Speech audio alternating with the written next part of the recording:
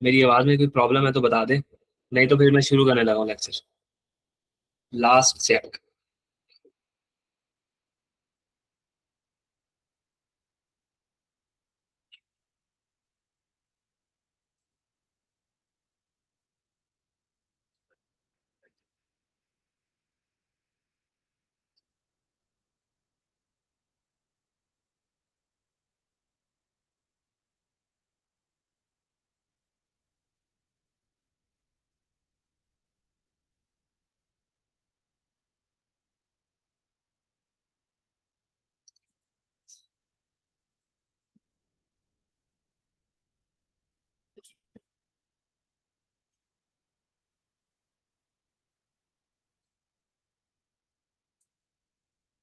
चलें जी, बिस्मिल्लाह करके हम शुरू करते हैं अपना क्वेश्चन।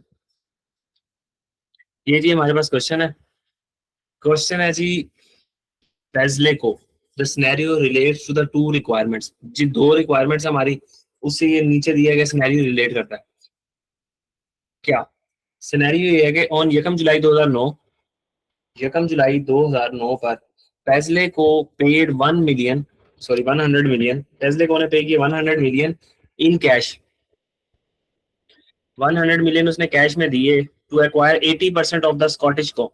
स्कॉटिश को एक कंपनी उसने खरीदी है, उसका 80% शेयर खरीदे हैं कंपनी के ना। ठीक है, तो पेज़ले को हमारी कौन सी कंपनी हो जाएगी सर? Parent company. ठीक है, ये होगी जी हमारी पेरेंट कंपनी और ये होगी जी हमारी सब्सिडरी स्कॉटिश कंपनी। ये होगी हमारी सब्सिडरी। तो सर याद रखने की बात क्या है कि हमने 100 मिलियन जो दिए हैं वो दिए हैं कैश में, और 80% ऑफ हमने स्कॉटिश को एक्वायर किया। The individual statement of the financial position of Paisley Co and the Scottish Co as at 31 December 2009 are as shown below. 31 दिसंबर 2009 के ऊपर हमारी जो पेरेंट की फाइनेंशियल स्टेटमेंट है और जो सब्सिडरी है उसकी फाइनेंशियल स्टेटमेंट आपको दी हुई है। इसका मतलब ये है कि सर हमारा ईयर एंड है 31 दिसंबर 2009। ठीक है, हमारा ईयर एंड कब है? 31 दिसंबर 2009। तो ये सर शुरू कब हुआ होगा? ये कम जनवरी 2009 से। तो इसका मतलब कहीं मिड ऑफ द ईयर हमने ये कम जुलाई 2009 के ऊपर खड़े होके एक सब्सिडरी खरीद ली, एक सब्सिडरी खरीद ली। ये पहली बात आप लोगों को क्लिक कर जानी चाहिए थी यहाँ तक। अच्छा, उसके बाद वो कह रहा है आपके पास नॉन करंट एसेट्स में प्रॉपर्टी प्लांट इक्विपमेंट आ रहा है, पेरेंट का और सब्सिडरी का कुछ इन्वेस्टमेंट आ रही है। ठीक है, पेरेंट ने कुछ इन्वेस्टमेंट की होगी सब्सिडरी के अंदर, और हो सकता है कहीं और भी इन्वेस्टमेंट की हुई हो। ठीक है, कोई शेयर वगैरह खरीदे हो, कोई डेट में इन्वेस्टमेंट की हुई हो। उसके बाद ये करंट एसेट आ रहा है, इन्वेंट्री, ट्रेड रिसीवेबल, कैश। नीचे चल के देखते हैं। वो कह रहा है इक्विटी, पेरेंट के आपके पास शेयर कैपिटल आ रहा है और पेरेंट के रिजर्व आ रहे हैं। ठीक है, सब्सिडरी के शेयर कैपिटल रिजर्व आ रहे हैं, non current liabilities loan notes नजर आ रहे हैं, आपके पास ट्रेड पेबल्स है, और यहाँ कहानी खत्म हो जाती है। फिर जी हमारे पास एडिशनल इन्फॉर्मेशन शुरू होती है। तो एडिशनल इन्फॉर्मेशन, इससे हम पढ़ना शुरू करते हैं अल्लाह का नाम लेके। तो सर यहाँ हम खोल लेते हैं एक्सेल, और सर यहाँ आ जाएगी हमारी वर्किंग नंबर 1। और ये वर्किंग किस चीज की होती है सर? Net assets.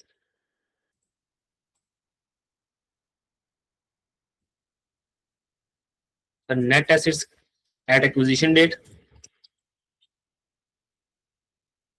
और एट रिपोर्टिंग डेट।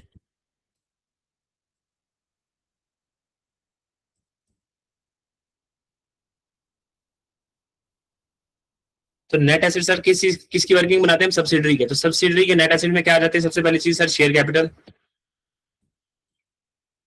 तो सवाल में जाते हैं और हम जाके देखते हैं सर शेयर कैपिटल कितना दिया गया।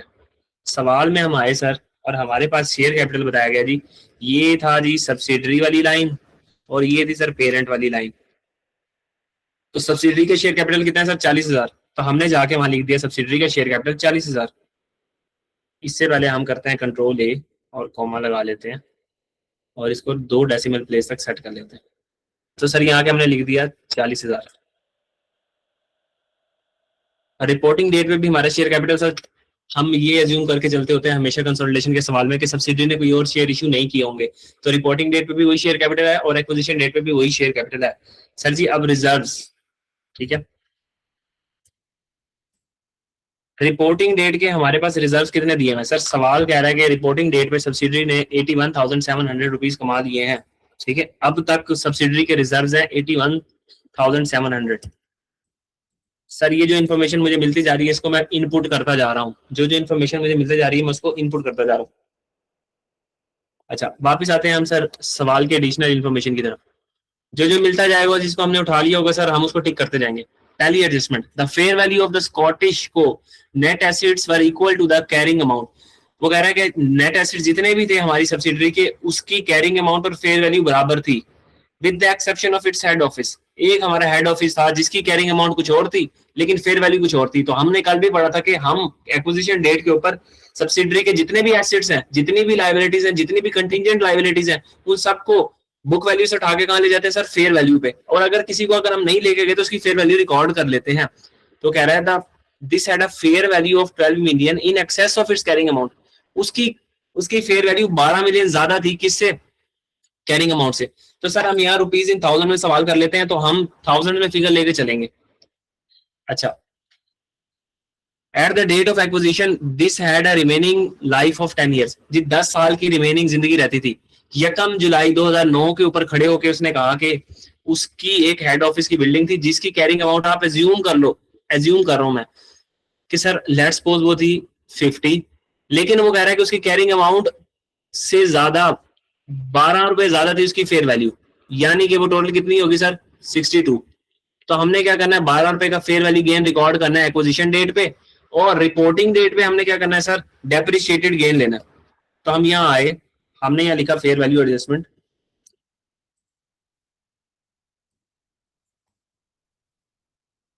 तो सर हमने यहाँ एक्विजिशन डेट पे 12,000 से एंट्री कर दी, और रिपोर्टिंग डेट पे हमने कहा ये है जी 12,000 रुपए का गेन सर, डिवाइडेड बाय 10 साल इसकी जिंदगी है।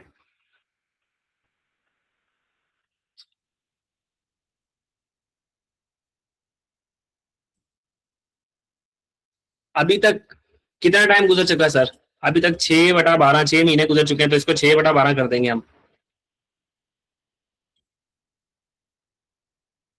इंटू 6/12।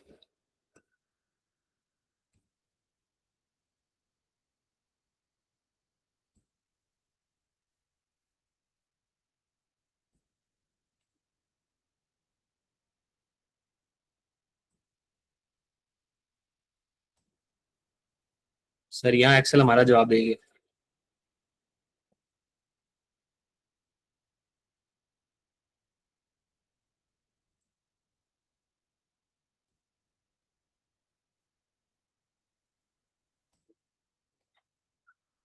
तो सर 600 रुपए का गेन डेप्रिशिएट हो चुका है हमारा, यहाँ तक 600 रुपए का गेन डेप्रिशिएट हो चुका है। तो सर हमने यहाँ कौन सी वैल्यू लेनी होती है, डेप्रिशिएटेड गेन। तो अगर मैं डेप्रिशिएटेड गेन निकाल के दिखाऊं आपको सिंपली, तो क्या होगा सर, एक्विजिशन डेट पे 12,000 रुपए का हमने फेयर वैल्यू गेन रिकॉर्ड कर दिया, और 600 रुपए का गेन है जो हमारा बैलेंस शीट डेट तक यानी रिपोर्टिंग डेट तक डेप्रिशिएट हो चुका है। तो 1200 में से अगर सर मैं 600 निकाल दूं तो हम ये एडजस्टमेंट यहाँ 1000 में लेके चल रहे हैं, तो हम 1000 में लेंगे सर, ठीक है। 12 मिलियन था तो 12 मिलियन को हमने 12,000 लिख दिया, ठीक है। यहाँ ऊपर लिख लो रुपीज इन थाउजेंड, ये सारा डाटा है रुपीज इन थाउजेंड, ठीक है, रुपीज इन थाउजेंड। अच्छा, तो मैंने सिंपली क्या किया सर, अगर किसी को नहीं समझ आया, मैंने कहा कि 12,000 रुपए का गेन था, डिवाइडेड बाय 10, 10 सालों में गेन खत्म हो जाना चाहिए। अभी तक कितना टाइम गुजर चुका है सर, 6/12। तो सर 600 रुपए का गेन ऐसा है जो डेप्रिशिएट हो चुका है। तो रिपोर्टिंग डेट पे कितने से एडजस्टमेंट करोगे तुम लोग, हम कहेंगे सर ये 12,000, इसमें से माइनस कर दो 600, तो पीछे कितना रह जाता है सर, 11,400। रिपोर्टिंग रेट पे हम एडजस्टमेंट कर देंगे सर 11,400 से। तो हम सिंपल यहाँ पे 11,400 भी लिख सकते थे। किसी को ये बात समझ ना आई हो, किसी को ये बात समझ ना आई हो,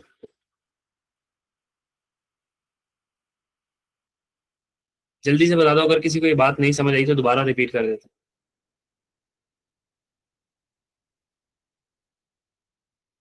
अच्छा, एक चीज मैं तुम्हारे लिए यहाँ पे तुम्हें एक्सप्लेन कर देता हूँ, फेयर वैल्यू एडजस्टमेंट कभी भी तुम्हारी गलत नहीं हो सकती। तुम्हें यहाँ छोटी सी एक्सप्लेनेशन दे देता हूँ फेयर वैल्यू एडजस्टमेंट की। देखो तुमसे ज्यादा वो सवाल में क्या पूछ सकता है,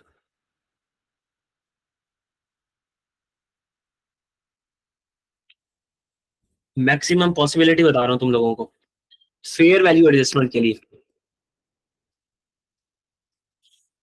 वो तुम्हें कहेगा कि फेयर वैल्यू एडजस्टमेंट एक पीपी ऐसा था जिसकी कैरिंग अमाउंट थी लेट्स को 100, और एक्विजिशन डेट के ऊपर, एक्विजिशन डेट के ऊपर अगर तुम उसको मार्केट में बेच देते ना तो उसकी फेयर वैल्यू थी उसी वक्त 120।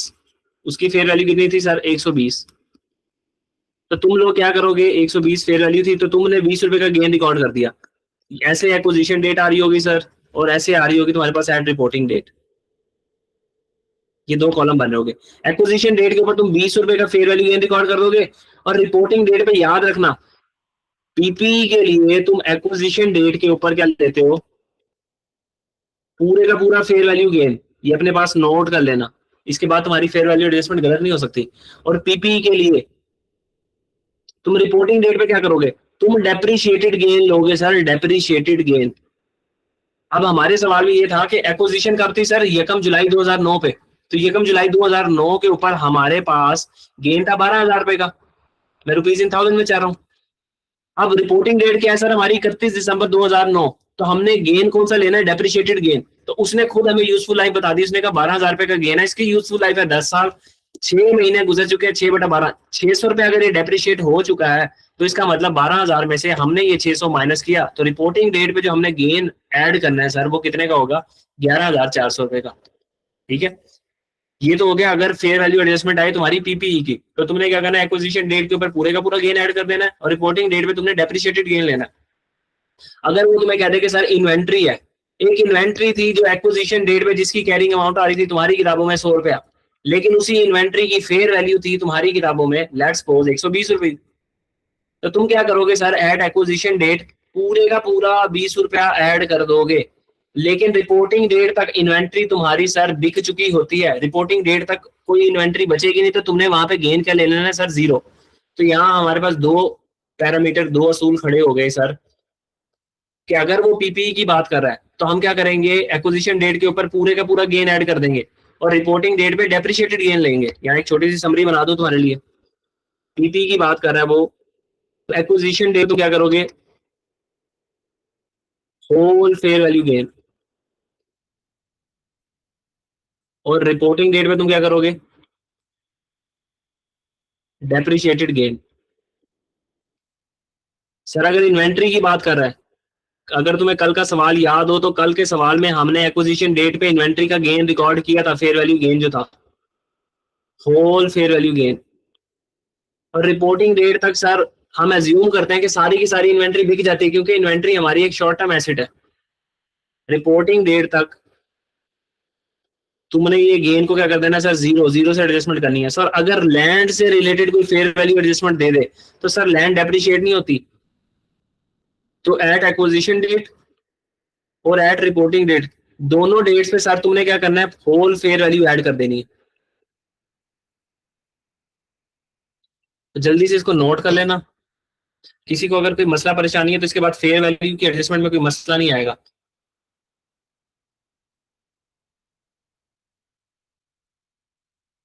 ठीक है बच्चों, समझ आ गई यहाँ तक, मैंने कैसे 11,400 निकाला, समझ आ गया ना।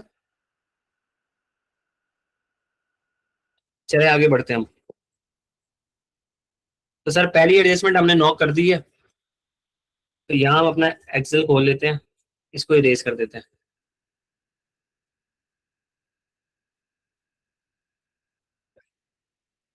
तो सर फेयर वैल्यू एडजस्टमेंट हमने कर ली है, सेकंड एडजस्टमेंट की तरफ चलते हैं। सेकंड एडजस्टमेंट में हमें वो क्या कह रहा है, वो कह रहा है ऑन यकम जुलाई 2009 द पैजली को एक्वायर्ड 40% ऑफ एंगस को। जी हमने 40% शेयर एक्वायर कर लिए एक और कंपनी के। तो जब हम 40% शेयर एक्वायर करते हैं तो सर अगली कंपनी हमारी क्या बन जाती है, क्या सब्सिडरी होती है, क्या नॉर्मल इन्वेस्टमेंट होती है, नहीं सर हमारी एसोसिएट बन जाती है।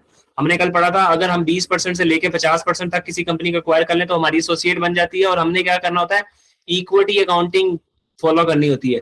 इक्विटी अकाउंटिंग में हम सिंपल काम करते हैं सर, अपना शेयर ऑफ प्रॉफिट निकालते हैं, ठीक है, नेट एसेट्स के अंदर तब्दीली देखते हैं कितनी आई है और शेयर ऑफ प्रॉफिट निकाल लेते हैं, और अपने पास इन्वेस्टमेंट इन एसोसिएट को रिकॉर्ड करते हैं। बस इन्वेस्टमेंट इन एसोसिएट कहाँ चली जाती है, बैलेंस शीट के फेज पे, और शेयर ऑफ प्रॉफिट कहाँ चला जाता है, पीएनएल के अंदर।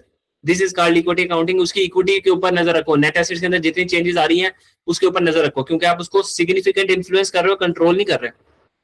अच्छा, वो कह रहा है यकम जुलाई 2009 द एंगस को सॉरी पैजले को एक्वायर्ड 40% ऑफ एंगस को, पैजले को पेड 30 मिलियन कैश। जी हमारे पैजले को ने क्या किया, 30 मिलियन कैश पे किया है। इन एडिशन टू दिस, इसके अलावा भी पैजले को issued previous owner of Angus को के जो प्रीवियस ओनर थे उसको हमने 30 मिलियन शेयर इशू किए हैं। ये 30 मिलियन रुपए नहीं लिखे हुए, गौर से देख लो, 30 मिलियन हमने शेयर्स इशू किए हैं, which had a market value of 2.30, जिनकी मार्केट वैल्यू है 2.30, ईच एट यकम जुलाई 2009। यकम जुलाई 2009 पे हमने दो काम किए सर। एक तो हमने उनको कैश दे दिया, कितना सर, 30 मिलियन का, ठीक है। और प्लस हमने क्या किया सर, उनको शेयर दे दिए, और शेयर की वर्थ कितनी थी सर, 30 मिलियन शेयर दिए, और हर शेयर की मार्केट वैल्यू थी 2.3, ठीक है, 2.30। तो सर ये कितनी वैल्यू बनती है हमारे पास, अभी कैलकुलेट कर लेते हैं सर।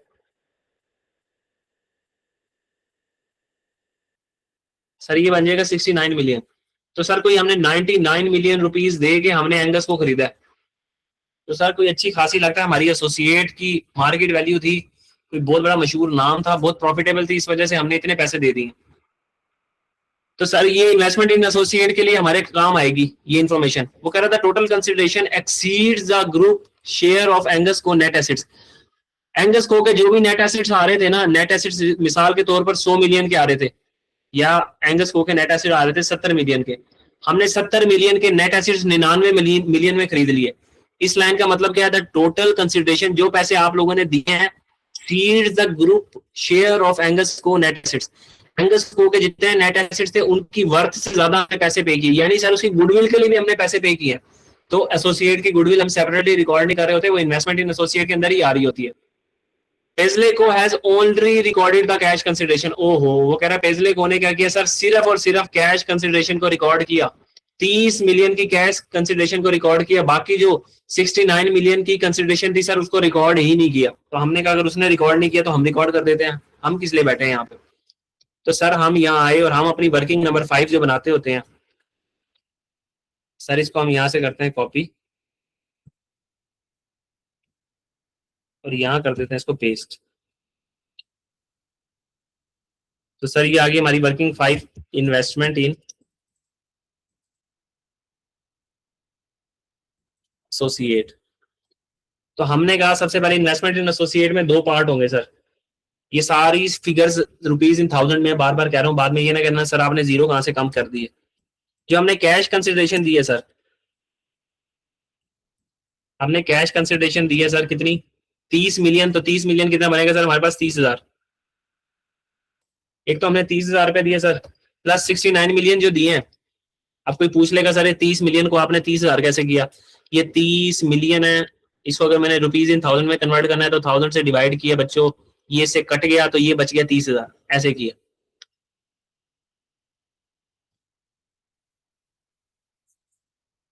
उसके अलावा मैंने शेयर इशू किए, इसको मैं नॉन कैश कंसिडरेशन लिख सकता हूँ, या शेयर इशूड लिख सकता हूँ कि मैंने शेयर इशू कितने के किए सर, 69,000 रुपीज के शेयर इशू कर दिए। तो सर ये उसने रिकॉर्ड नहीं किया हुआ था, मैंने रिकॉर्ड कर दिया, ठीक है।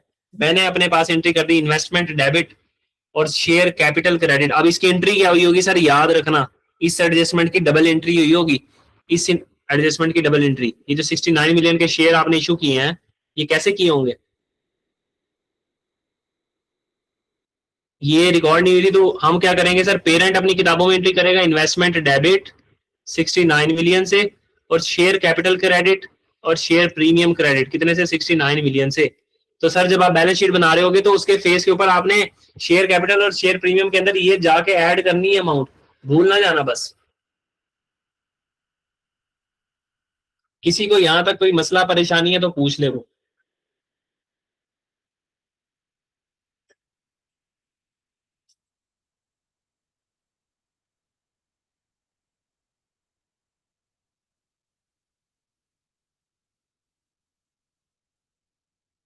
सर किसी को यहाँ तक कोई मसला परेशानी तो पूछ ले। चले क्लियर है, शाबाश। जी जी, ये एंट्री ऐड करनी है ना, वो आपको कह रहा था कि ये हमने रिकॉर्ड करना भूल गए हम। सवाल वाला आपको लिख के बता रहा था कि, ये मैं खोल के दिखा देता हूँ दोबारा से। पेजले को has only recorded the cash consideration, उसने सिर्फ कैश कंसिडरेशन को रिकॉर्ड किया, बाकी उसने रिकॉर्ड ही नहीं की।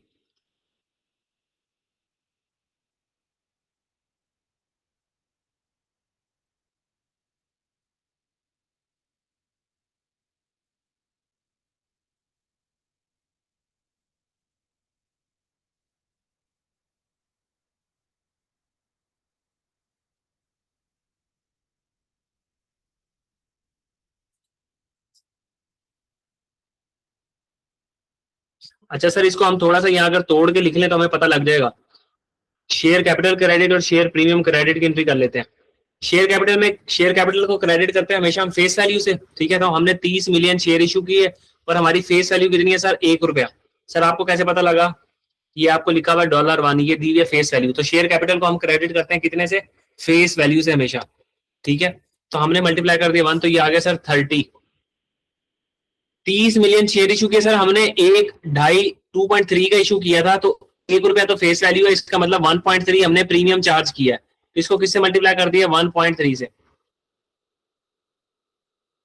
सर इसको मल्टीप्लाई किया जब हमने 1.3 से, तो हमारा आंसर क्या आया?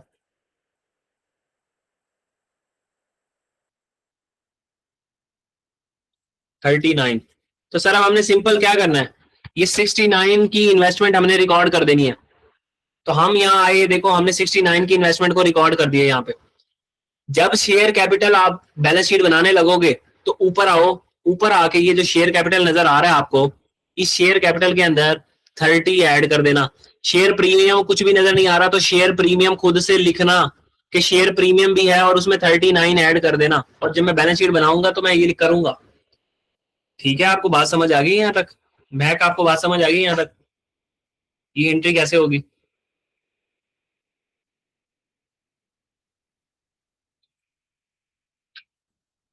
जल्दी से आंसर कर दो, आप लोगों को बात समझ आ गई है?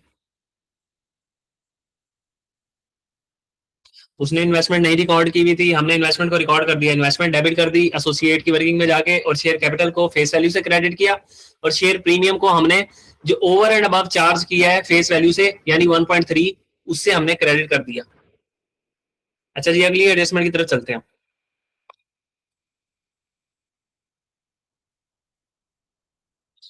आगे वो कह रहे हैं सर आपके पास स्कॉटिश को मेड अ लॉस, स्कॉटिश को ने लॉस इस साल कमाया है कितना? 10 मिलियन का फॉर द ईयर एंडेड 31 दिसंबर 2009। 31 दिसंबर 2009 पे खड़े होके स्कॉटिश को ने क्या किया सर? लॉस कमाया है। तो सर अभी तक हमारे पास ओपनिंग रिटेन अर्निंग नहीं दी हुई थी। देखो एट एक्विजिशन हमारे कितने रिजर्व थे हमें नहीं पता, और सवाल में इंफॉर्मेशन भी नहीं दी हुई। लेकिन सवाल वाले ने ये बता दिया कि इस साल हमने लॉस कमाया है। अब याद रखना, देखो हमें क्लोजिंग रिटेन अर्निंग दी हुई है।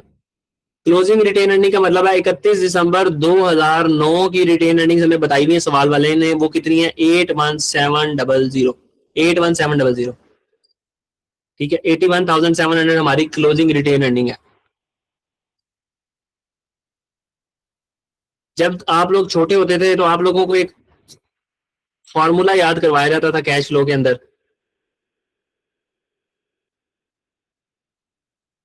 वो फॉर्मूला कुछ ऐसे होता था कि ओपनिंग रिटेन अर्निंग जो होती है आपकी, उसके अंदर आप पैट को ऐड करते हो, profit for the year add करते हो, और डिविडेंड को माइनस करते हो, तो आपके पास क्लोजिंग रिटेन अर्निंग निकल आती है, ठीक है। किसी को ये फार्मूला ना आता हो या उसने पहली बार सुना हो तो बताए जरा, ठीक है। ये फार्मूला पढ़ रखा है बच्चों? देखो जिंदा दिल लोग यहाँ बैठेंगे और जल्दी जल्दी आंसर करेंगे तो हम आगे चलते जाएंगे। ये फार्मूला पढ़ रखा है? तो सर हमें ओपनिंग रिटेन अर्निंग सवाल में नहीं दी हुई, तो ओपनिंग रिटेन अर्निंग हमने निकालनी कब की है सर? हमने निकालनी है 1 जुलाई 2009 की रिटेन अर्निंग। हम चलेंगे उल्टा, डिविडेंड कोई है नहीं तो सर डिविडेंड को आप अज्यूम कर लो 0, ठीक है। पैट की जगह सर जी लॉस आ रहा है इस बार, लॉस 10 मिलियन का लॉस। क्या सर ये पूरे का पूरा 10 मिलियन का लॉस हमारा है? सर ये 10 मिलियन का लॉस तो हमारा है ही नहीं। हमने जो लॉस हमारे हिस्से का लॉस है, हमने तो सब्सिडरी को एक्वायर कब किया है? 1 जुलाई पे। तो 1 जुलाई पे जब हमने एक्वायर किया है तो इस ये लॉस है पूरे साल का, 10 मिलियन लॉस है पूरे साल का, यानी 12 महीनों का। तो मुझे 6/12 यानी अपना हिस्सा बता दो। हम क्या करेंगे सर? 10 मिलियन को सीधा सीधा डिवाइड कर दें 2 पे, तो सर हमारे हिस्से का लॉस कितना बन जाएगा? 5,000। तो सर ये लॉस माइनस हुआ होगा यहाँ से। अब मैं रिवर्स वर्किंग कर सकता हूँ कि कितनी ओपनिंग रिटेन अर्निंग थी जिसमें से 5,000 का लॉस माइनस होने के बाद 81,700 हमारी क्लोजिंग रिटेन अर्निंग रह गई। तो सर हमारी ओपनिंग रिटेन अर्निंग्स कितनी थी? सर ये रिवर्स वर्किंग की तो ये बन गया 86,700, 86,700, ठीक है, 86,700। किसी को ये चीज समझ ना आई हो तो मुझसे पूछ ले दोबारा। किसी को ये चीज समझ ना आई हो तो पूछ लो। हमारी ओपनिंग रिटेन अर्निंग हमें किस दिन की चाहिए थी? जिस दिन हमने सब्सिडरी को एक्वायर किया है। एक्वायर कब किया सर? 1 जुलाई को। हमने फार्मूला पढ़ रखा है सीधा सीधा, कभी भी आपके पास retained earning opening retained earning given ना हो तो ये फार्मूला लगाना जवाब आ जाएगा। डेट्स लिख लेना। क्लोजिंग रिटेन अर्निंग हमें दी हुई है 81,700, ये एज ऑन फिगर है। ये कैसे निकलती है? ओपनिंग रिटेन अर्निंग में इस साल का प्रॉफिट या लॉस एड या माइनस होता है, फिर डिविडेंड माइनस होता है, क्लोजिंग रिटेन अर्निंग तक तुम पहुंच जाते हो। सर इस साल वो कह रहा है कि आपकी सब्सिडी ने 10 मिलियन का लॉस कमाया, तो सर क्या 10 मिलियन हमने अपने आप को चिपका देना? नहीं सर, 6 महीने तो सब्सिडी नहीं हमारे पास थी, तो उसका लॉस हम कैसे रखेंगे अपने पास? हमारे हिस्से का जो लॉस है, जो हमने पहले दिन लेक्चर में पढ़ा था, पोस्ट एक्विजिशन जो हमने सब्सिडी से कमाया होता है, चाहे गेन हो चाहे लॉस हो, वो हमारा जो है इनकम फॉर द ईयर होती है या लॉस फॉर द ईयर होती है। तो हमारे हिस्से में 6 महीनों का लॉस आएगा, वो लॉस हमने माइनस किया। ठीक है, रिवर्स वर्किंग की तो हम पहुंच गए 86,700 हमारी रिटेन अर्निंग थी एक्विजिशन डेट के ऊपर। उसमें से 5,000 का during the year loss minus करके क्लोजिंग रिटेन अर्निंग 81,700 होगी। अब सर मैं यहाँ के लिख सकता हूँ कि मेरे ओपनिंग रिजर्व कितने हैं? 86,700। 86,700। तो सर ये मैंने यहाँ लिख दी, बाकी वर्किंग मैं आपके सामने यहाँ इरेज कर।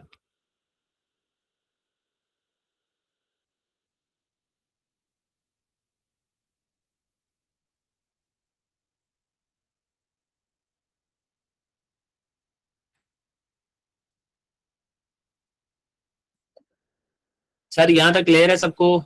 जल्दी से बता दो, क्लियर है यहाँ तक? बस 5 मिनट का सवाल रह गया, 5 से 10 मिनट का। चलें शाबाश, आगे चलते हैं।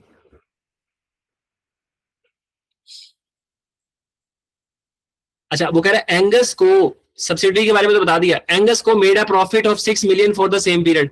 एंगस को भाई ने भी 6 मिलियन का प्रॉफिट कमाया। तो सर एंगस को में हमारा शेयर कितना है? सबसे पहले इसको रेज करते हैं हम यहाँ पे। अगर हम एंगस को से अपना शेयर ऑफ प्रॉफिट निकालेंगे कि भाई हमारा शेयर ऑफ प्रॉफिट एंगस को से, एंगस को के अंदर हमने इन्वेस्टमेंट कब की थी? यहाँ पे सवाल ने बताया हुआ है कि 1 जुलाई 2009 पे आपने एंगस को में इन्वेस्टमेंट की थी। ठीक है, तो ये 6 मिलियन का जो प्रॉफिट है ये पूरे 12 महीनों का है। ठीक है, हमें चाहिए 6/12 के 6 महीनों का प्रॉफिट कितना है। ठीक है, या ऐसे कर लो कि इसको डिवाइड कर लो 2 पे, तो आपको पता लग जाएगा आधे साल का प्रॉफिट कितना है, उसमें से 6/12 कर लो। ठीक है, ये सर सिंपल, इसको ऐसे कर लो।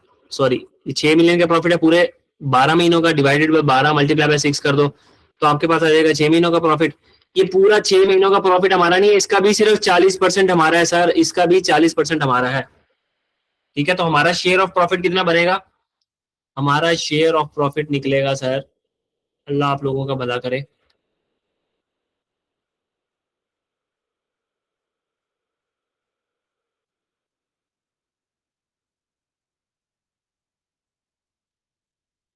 1200।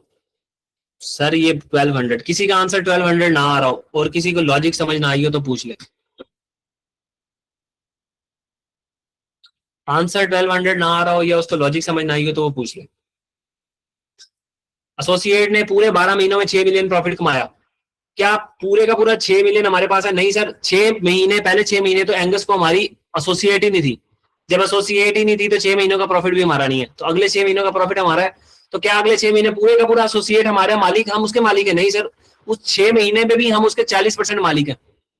तो हमने शेयर ऑफ प्रॉफिट निकाल लिया सिंपली। तो इसको आके हमने सर यहाँ प्लॉट कर दिया। हमने कहा कि एंगस को से शेयर ऑफ प्रॉफिट कितना है, ये एसोसिएट की वर्किंग में है। सबसे पहले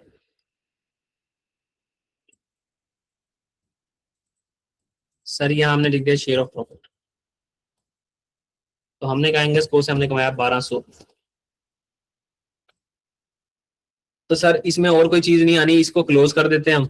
तो जी ये इन्वेस्टमेंट इन एसोसिएट आ गई जो हमने बैलेंस शीट के फेस के ऊपर लेके जानी है।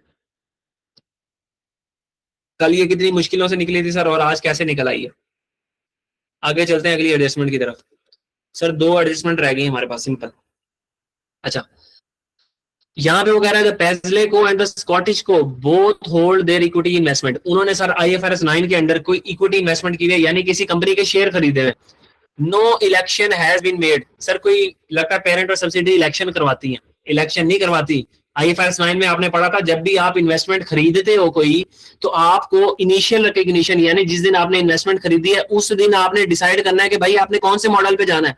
आपने क्या fair value through OCI model पे उसको रखना है या fair value through FVTPL model पे रखना है। इस इलेक्शन की बात हो रही है। वो कह रहे हैं no election has been made, उन्होंने कुछ भी चॉइस नहीं किया अभी तक दोनों ने कि हमने अपनी इक्विटी इन्वेस्टमेंट को OCI मॉडल पे रखना है या FVTPL मॉडल पे रखना है। तो सर अगर उन्होंने इनिशियल रिकग्निशन के ऊपर कोई जो है ना डेजिग्नेट नहीं किया अपनी इन्वेस्टमेंट को किसी भी अकाउंटिंग मॉडल के ऊपर, तो हम क्या करते हैं, एक डिफॉल्ट मॉडल को यूज करते हैं। और डिफॉल्ट मॉडल इक्विटी इन्वेस्टमेंट का क्या होता है सर, FVTPL मॉडल। कौन सा मॉडल होता है, FVTPL मॉडल। तो आगे बढ़ते हैं, वो कह रहे हैं no election has been made to classify as through the other comprehensive income. उन्होंने कहा इलेक्शन उन्होंने किया ही नहीं था, उन्होंने चूज ही नहीं किया कि हमने अपनी इन्वेस्टमेंट को OCI के ऊपर रखना है। At 31 December 2009 these investment has increased 15 million and 3 million respectively. भाई उनके शेयर्स की कीमत, जो पेरेंट ने जो शेयर खरीदे हुए थे उसकी कीमत बढ़ के 15 मिलियन से बढ़ गई है, और जो सब्सिडरी ने इक्विटी इन्वेस्टमेंट की थी उसके शेयर्स की भी वैल्यू इंक्रीज होकर 3 मिलियन से इंक्रीज कर गई है। But no entries have been made, but no entries have been made to reflect this. All of this gains have been made in post acquisition period. Acquisition करने के बाद ये gain आया, तो हमने कहा सर फिर तो ये सारे का सारा हमारा गेन है। जैसे ही सब्सिडरी को एक्वायर किया तो वो गेन भी सब्सिडरी का जो है वो हमारा ही गेन है, पिछले पेरेंट्स का, पिछले वाले ओनर्स का नहीं है। तो सर ये गेन रिकॉर्ड कर लेते हैं। इस गेन को रिकॉर्ड कैसे करेंगे,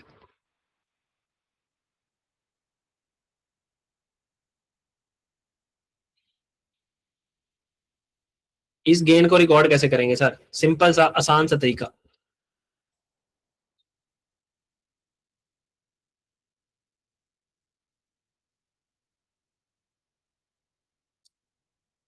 इस गेन को रिकॉर्ड करने का सिंपल सा आसान सा तरीका सर, पेरेंट ने इन्वेस्टमेंट की हुई है तो हम क्या करेंगे, 15 मिलियन का गेन रिकॉर्ड करना है हमने पेरेंट की किताबों में, तो हम करेंगे इन्वेस्टमेंट इन शेयर डेबिट, इन्वेस्टमेंट को बढ़ा दो 15 मिलियन से, तो 15,000 से इन्वेस्टमेंट बढ़ा देंगे।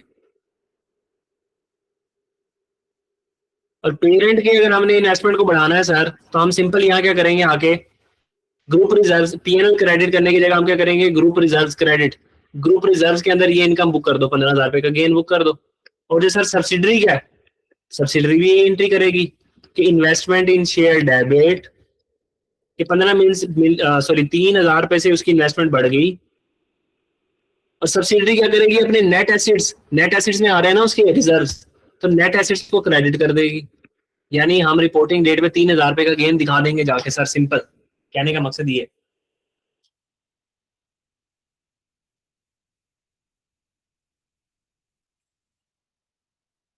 अच्छा यही वर्किंग अगर मैं तुम्हारे साथ यहाँ पे करूँ ना, तो तुम लोगों को जरा जल्दी से समझ आएगी। देखो, इन्वेस्टमेंट्स,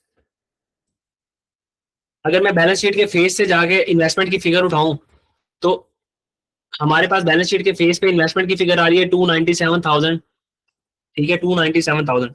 मैंने कहा पहले को की बुक्स में आ रही है इन्वेस्टमेंट 295,000, सॉरी 297,000।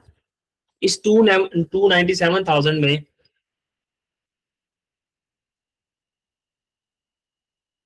इस 297,000 में से जो इन्वेस्टमेंट हमने की हुई है स्कॉटिश में की हुई है 1,100 रुपीज की इन्वेस्टमेंट, सॉरी 1,000 की सर। यहाँ पे ये देखो, वो सवाल में बता रहा था ये कम जुलाई में आपने 100 मिलियन की इन्वेस्टमेंट की हुई है स्कॉटिश के अंदर। ठीक है, इन्वेस्टमेंट स्कॉटिश में कितने की हुई है, 1,000 रुपए की, अगर रुपीज इन थाउजेंड में लेकर चलो। तो हमने कहा ये टोटल इन्वेस्टमेंट है, इसमें से 1,000 तो हमने की हुई है कहाँ पे, स्कॉटिश में। ठीक है, और एंगस में हमने कितनी इन्वेस्टमेंट की हुई है, एंगस में हमने की हुई है सर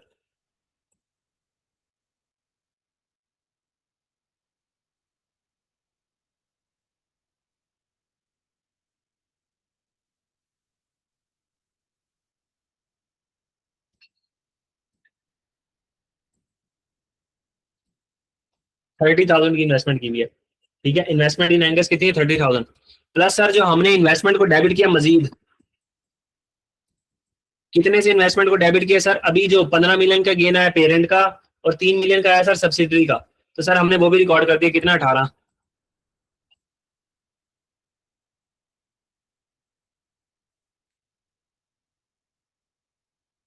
अब बच्चे पूछेंगे सर ये जो 30 मिलियन है सर, आपने एंगस वाला 30 मिलियन कैसे ले लिया? एंगस में तो हमने 99 मिलियन की हुई है।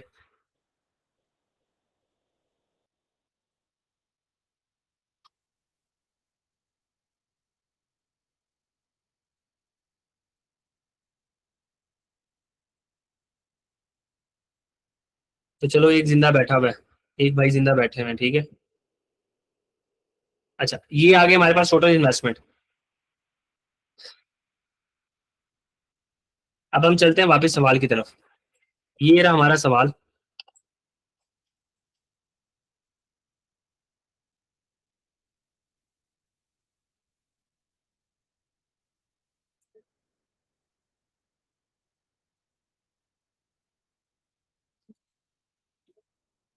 तो हम कह रहे थे कि 15 मिलियन का हमने गेन रिकॉर्ड कर लेना है पेरेंट की किताब में, और 3 मिलियन का रिकॉर्ड कर लेना है सब्सिडी की बुक्स में। तो हम ये आए सिंपल, और हमने आके यहाँ पे गेन रिकॉर्ड कर लिया सर, कितना?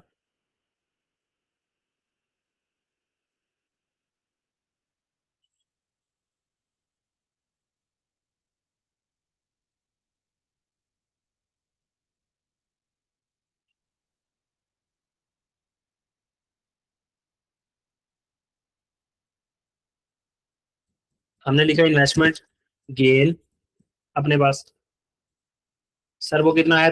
रिपोर्टिंग डेट के ऊपर हमने 3,000 रुपए का गेन रिकॉर्ड कर दिया यहाँ पे। ये 3,000 का गेन रिकॉर्ड कर दिया। वर्किंग नंबर 2 यहाँ बना लेते हैं सर। अब गुडविल अपनी वर्किंग कंप्लीट कर लेते हैं। यहाँ आएगी गुडविल।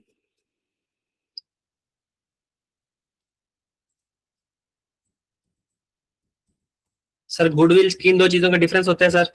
कंसिडरेशन,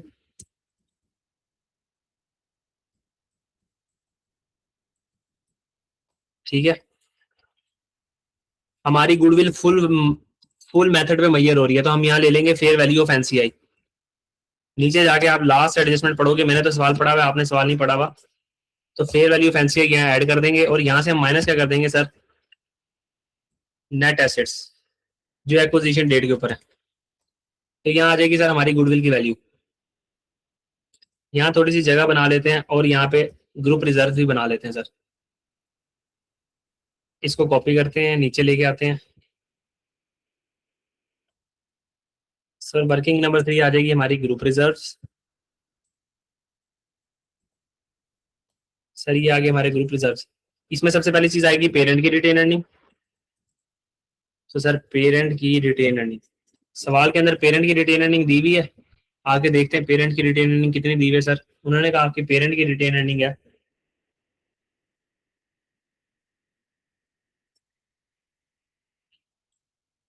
214,300। पेरेंट की रिटेन अर्निंग है 214,300।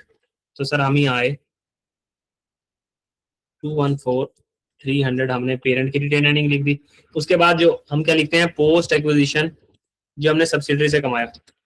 तो सर अभी तो हमारी वर्किंग,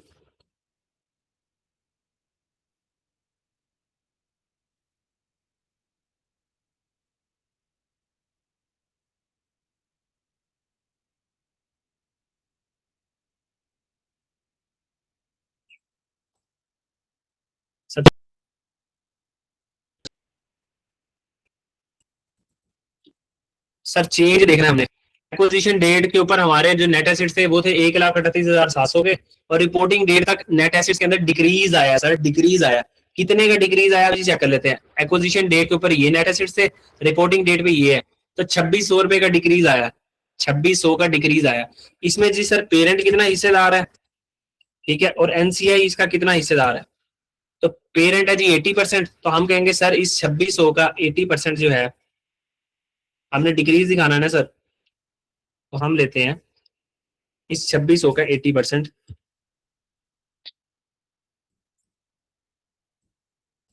तो पेरेंट के खाते में आएगा सर 2,080 रुपए का डिक्रीज,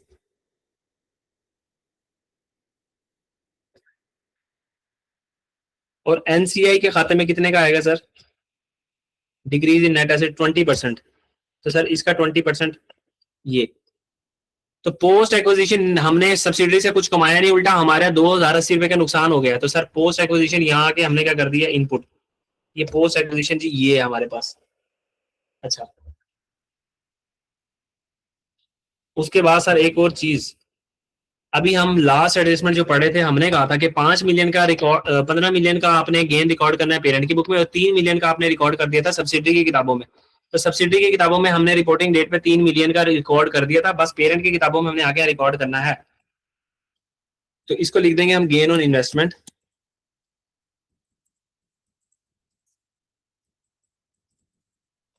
तो सर ये गेन ऑन इन्वेस्टमेंट हमने यहाँ के 15,000 से ऐड कर दिया, प्लस सर इसके अंदर क्या चीज आती है सर, शेयर ऑफ प्रॉफिट जो एसोसिएट से आपने कमाया हो, शेयर ऑफ प्रॉफिट। सर वो शेयर ऑफ प्रॉफिट कितना है आपका, नीचे जाके देखते हैं सर, ये हम अभी निकाल के लेके आए शेयर ऑफ प्रॉफिट 1200 रुपया। सर ये भी हमने जाके इनपुट कर दिया। अब हम ऊपर चलते हैं अपने कंसिडरेशन निकालने के लिए। सर हमने सब्सिडी को खरीदने के लिए कितने पैसे दिए,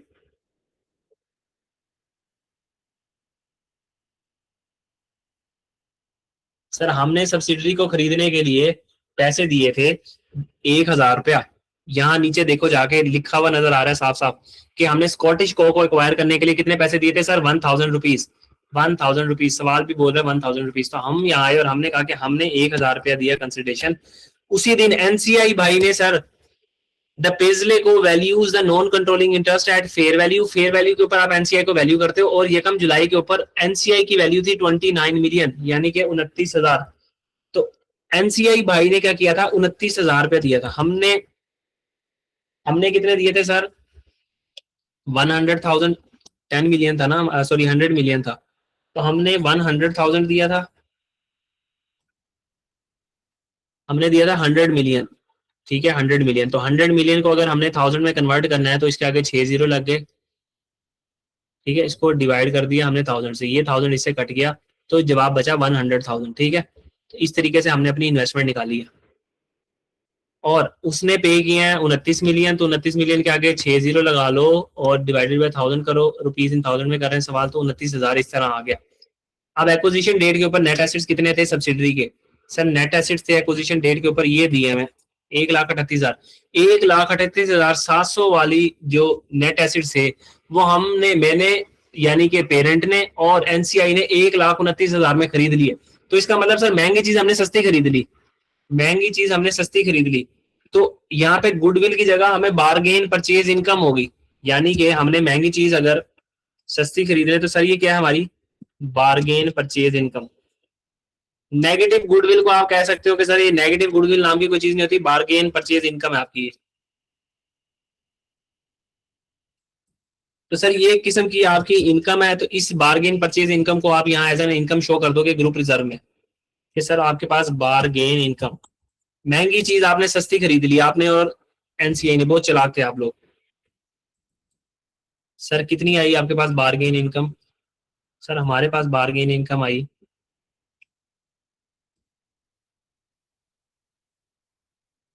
सर ये 35,800 की।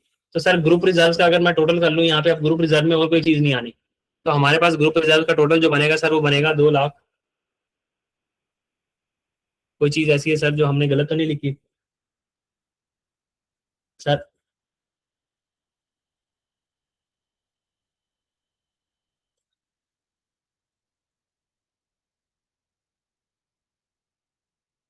तो बारगेन परचेज सर हमने गलत निकाल दिया, यहाँ पे देखते हैं।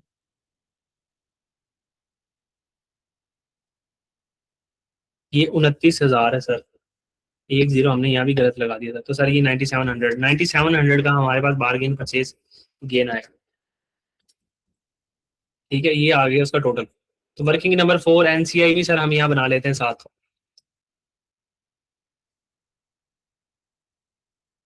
इसको यहाँ से कॉपी करते हैं और यहीं पे हम बना लेते हैं वर्किंग नंबर 4 अपनी एनसीआई।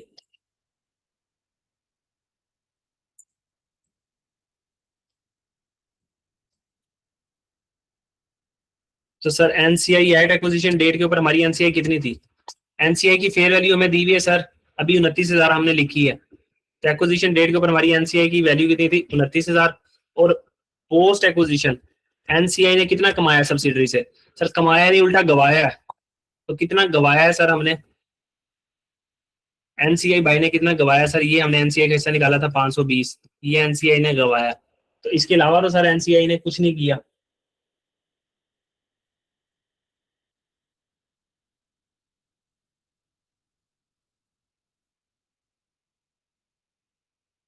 एनसीआई का टोटल कर लेते हैं सर। एनसीआई का टोटल बनता है यहाँ पे ये। तो सर ये हमारी 5 की 5 वर्किंग कंप्लीट है। किसी को किसी वर्किंग के अंदर कोई मसला परेशानी है ये तो पूछ ले, नहीं तो 5 मिनट बाद मैं इसकी बैलेंस शीट बनाने लगा हूँ। 5 मिनट की ब्रेक के बाद किसी को यहाँ तक कोई मसला परेशानी आए तो पूछ ले। जी जी, तो आप मैंने करेक्ट कर लिए मिस्टेक। थैंक यू, आपने बताया। शाबाश, अटेंटिव बैठे हो आप लोग।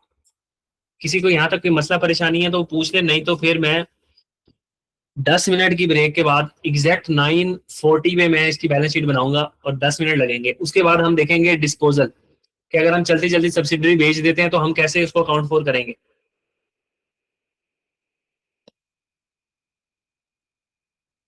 10 मिनट की ब्रेक है आप लोगों के पास।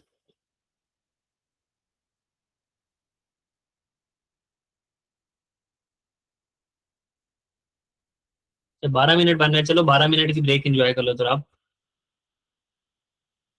9:40 पे स्टार्ट करते हैं हम।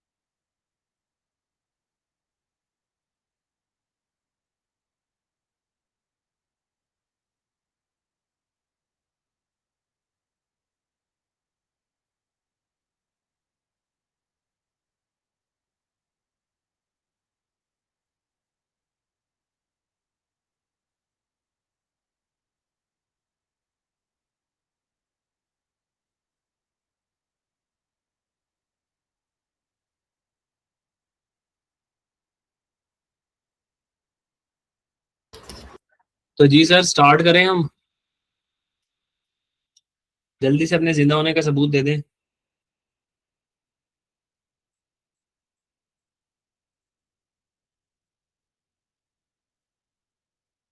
बाकी बच्चे भी अपने जिंदा होने का सबूत दे दें जल्दी से।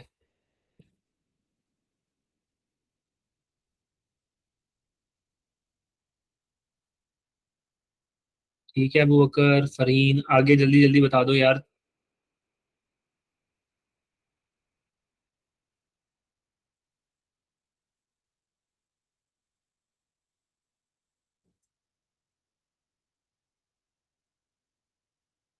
हम करते हैं स्टार्ट। अच्छा, ये जी मैंने इन्वेस्टमेंट की वर्किंग बनाई थी। अब तुम लोगों को यहाँ सिखाना क्या चाह रहा था, ये देखो। ये रहा तुम्हारा सवाल। तुम्हें अच्छे तरीके से पता है, हम कंसोलिडेटेड बैलेंस शीट के फेस के ऊपर सिर्फ वो इन्वेस्टमेंट दिखाते हैं जो पेरेंट ने की हो, किसी और मतलब इक्विटी इन्वेस्टमेंट में की हो, ठीक है, या डेट इन्वेस्टमेंट में की हो। ऐसी तमाम इन्वेस्टमेंट को हम एलिमिनेट कर देते हैं जो पेरेंट ने सब्सिडरी के अंदर की हो, उस इन्वेस्टमेंट को हम उड़ा देते हैं, क्योंकि वो इन्वेस्टमेंट कहाँ चली जाती है, उसका नेट इम्पैक्ट हम गुडविल के तक शक्ल में ले लेते हैं। और जो हमने यानी पेरेंट ने एसोसिएट के अंदर इन्वेस्टमेंट की हो, हम उसको इन्वेस्टमेंट इन एसोसिएट के तौर पे अलग से कंसोलिडेटेड बुक में रिकॉर्ड कर लेते हैं। तो सर यहाँ पे जो इन्वेस्टमेंट की फिगर आ रही है वो आ रही है 297,000, और सब्सिडरी ने भी आगे 11,000 रुपए की कई इन्वेस्टमेंट की भी है। तो अगर मैं यहाँ देखूँ 297,000 की इन्वेस्टमेंट है हमारे पास, ठीक है, और प्लस 11,000 रुपए की इन्वेस्टमेंट एक और है, ठीक है, ये टोटल इन्वेस्टमेंट है। अब हमने इसमें से वो इन्वेस्टमेंट हटा देनी है जो पेरेंट ने सब्सिडरी के अंदर की हुई है। तो पेरेंट ने सब्सिडरी के अंदर सर 100,000 की इन्वेस्टमेंट की हुई है, वो हमने यहाँ से उड़ा देनी है। हमने कहा वो तो हमने गुडविल के तौर पे रिकॉर्ड कर लेनी है ना। और यहाँ से वो 30,000 रुपए की इन्वेस्टमेंट भी उड़ा देनी है सर हमने, जो हमने एंगस के अंदर की हुई है।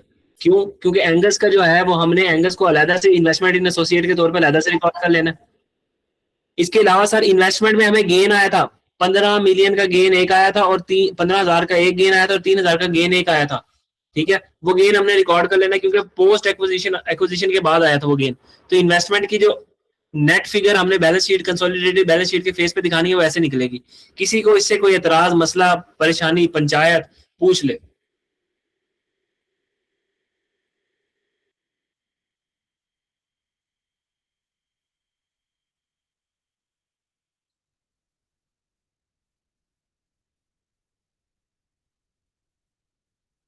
तो एक बार हम तुराब के लिए रिकॉर्ड दोबारा बता देते हैं। मैंने बोला इन्वेस्टमेंट की फिगर आ रही है फेज के ऊपर, बैलेंस शीट के फेज के ऊपर 297,000, और सब्सिडरी ने किसी और जगह पे इन्वेस्टमेंट की हुई है वो 11,000 नजर आ रही है।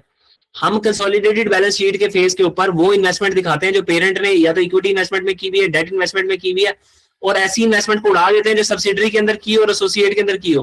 क्योंकि जो सब्सिडरी के अंदर इन्वेस्टमेंट की होती है उसका हम नेट इंपैक्ट गुडविल की शक्ल में ले लेते हैं, और एसोसिएट में जो इन्वेस्टमेंट की होती है हम वो इन्वेस्टमेंट इन एसोसिएट के नाम से अलग से दिखा देते हैं। तो सर ये 297,000 की जो इन्वेस्टमेंट है इसके अंदर सब्सिडरी की इन्वेस्टमेंट भी शामिल है, एसोसिएट वाली इन्वेस्टमेंट भी शामिल है। तो हमने सबसे पहले जो सब्सिडरी में इन्वेस्टमेंट की हुई है 100,000 की, वो हमने उड़ा दी, ये 100,000 की इन्वेस्टमेंट, तो ये हमने निकाल दी।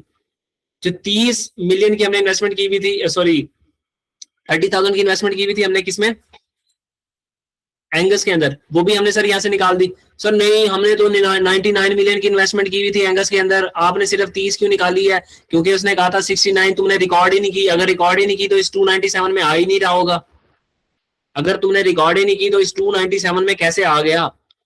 सिंपल सा सवाल है। तो हमने निकालना कितना है, 30, जो उसने रिकॉर्ड किया हुआ था। बाकी सर 15,000 रुपए का इन्वेस्टमेंट पे गेन आया था, और 3,000 रुपए का पेरेंट की इन्वेस्टमेंट पे गेन आया था 15,000 का, और सब्सिडी की इन्वेस्टमेंट पे गेन आया था 3,000 का, वो हमने इंक्रीज करके दिखा दिया। तो नेट फिगर जो हमने इन्वेस्टमेंट की लेके जानी है कंसोलिडेटेड बैलेंस शीट के फेस पे वैसे निकलेगी। तो अब आपके लिए रिपीट किया, कोई मसला परेशानी पूछ लो।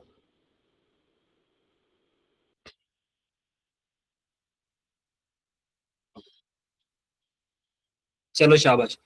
तो जी हम बनाते हैं बैलेंस शीट। अब यहाँ हम आगे, हमने कहा यहाँ बनाने लगे हम बैलेंस शीट। एक एडजस्टमेंट हमारी अभी सवाल में रहती है, और वो एडजस्टमेंट कौन सी है सर? पेबल रिसीवेबल वाली। और पेबल रिसीवेबल वाली एडजस्टमेंट हमारी कंसोलिडेटेड बैलेंस शीट के फेस पे जाती होती है हमेशा। अच्छा, कल मैंने आपको एक ट्रिक बताई थी बैलेंस शीट को टैली करने के लिए। मैंने कहा था यहाँ पे ये दो चीजें आ रही हैं, शेयर कैपिटल रिजर्व, इसके अलावा जो भी चीज यहाँ पे नजर आ रही होगी वो बैलेंस शीट के फेस के ऊपर कहीं ना कहीं जाएगी, लाजमी जाएगी। तो आपने याद रखना है कि ये कहीं ना कहीं बैलेंस शीट के फेस पे जाएगी।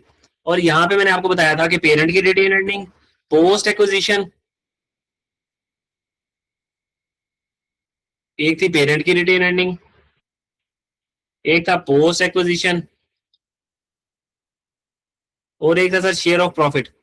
इसके अलावा जो भी चीजें नजर आ रही हैं सर, ये बैलेंस शीट के फेस के ऊपर कहीं ना कहीं जरूर जाएंगी।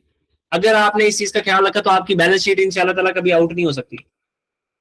ठीक है, बैलेंस शीट कोई मैच नहीं खेल रही, यानी बैलेंस शीट आपकी मैच कर जाएगी। तो हम कहेंगे सर अब हम आते हैं बैलेंस शीट बनाना शुरू करते हैं अल्लाह का नाम लेकर। बैलेंस शीट में सबसे पहली चीज आएगी सर गुडविल। तो सर हमारी गुडविल आ रही है, ऊपर हम गए, हमने गुडविल निकाली।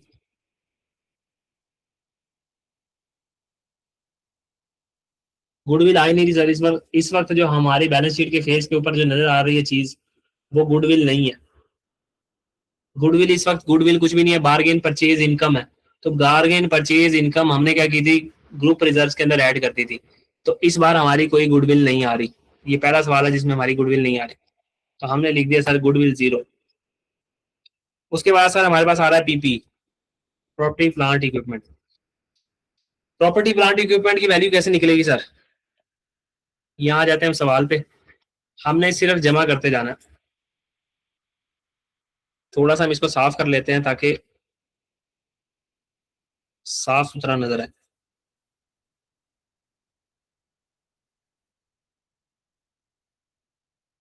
तो मैं बहुत आराम आराम से लेके चलूंगा सवाल को, ताकि आप लोगों को समझ आ जाए कि मैं कौन सी फिगर कहां से उठा रहा हूँ, क्योंकि फिगर्स हैं ज्यादा।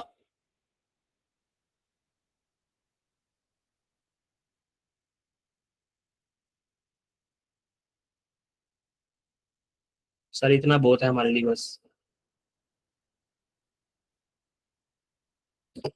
तो पीपी है 2,15,000 और 87,000। तो हमने यहाँ लिख दिया 2,15,000 और साथ हमने लिख दिया सर 87,000।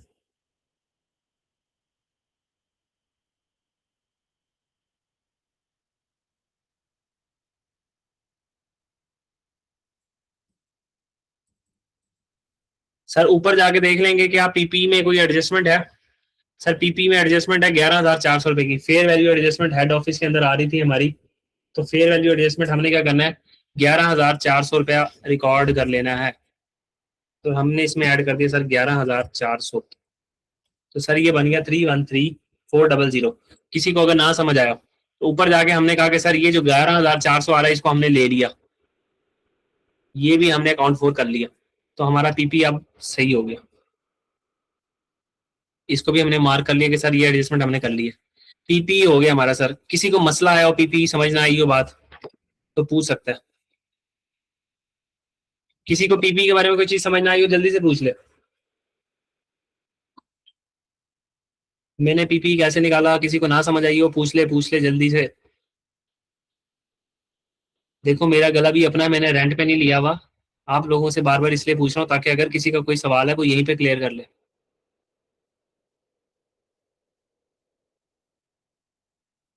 ठीक है शाबाश। पीपी के बाद सर अगली इन्वेस्टमेंट। तो सर इन्वेस्टमेंट में जरा पंगे थे। अब हम यहाँ आते हैं और इन्वेस्टमेंट। तो सर इन्वेस्टमेंट हमारी कुछ ऐसे निकलेगी। थोड़ा इन्वेस्टमेंट को आप जरा आंखें खोल के देखना। बैलेंस शीट के फेस पे नजर आ रही है 297,000 रुपीज की इन्वेस्टमेंट। कितने की नजर आ रही है, 297,000 की। हमने कहा सर इसके अलावा सब्सिडरी ने भी 11,000 रुपए की इन्वेस्टमेंट कहीं की भी है, दोनों को ऐड कर दिया। ये आ रही है 297,000 की इन्वेस्टमेंट, इसको और इसको हमने दोनों को ऐड कर दिया। अब इसमें से माइनस क्या करना है हमने, सर वो इन्वेस्टमेंट जो हमने कहाँ की हुई है, सब्सिडरी में।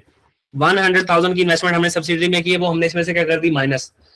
जो इन्वेस्टमेंट हमने एसोसिएट में की हुई है 30,000 की, वो भी माइनस कर दी सर हमने, वो माइनस कर दी। प्लस पेरेंट की इन्वेस्टमेंट पे 15,000 का गेन आया, वो रिकॉर्ड कर दिया।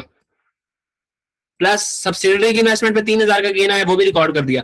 किसी को कोई यहाँ तक मसला परेशानी आई है तो बता दो, नहीं तो एंटर प्रेस करेंगे। ये वो इन्वेस्टमेंट की फिगर है जो हमने बैलेंस शीट के फेस के ऊपर दिखानी है।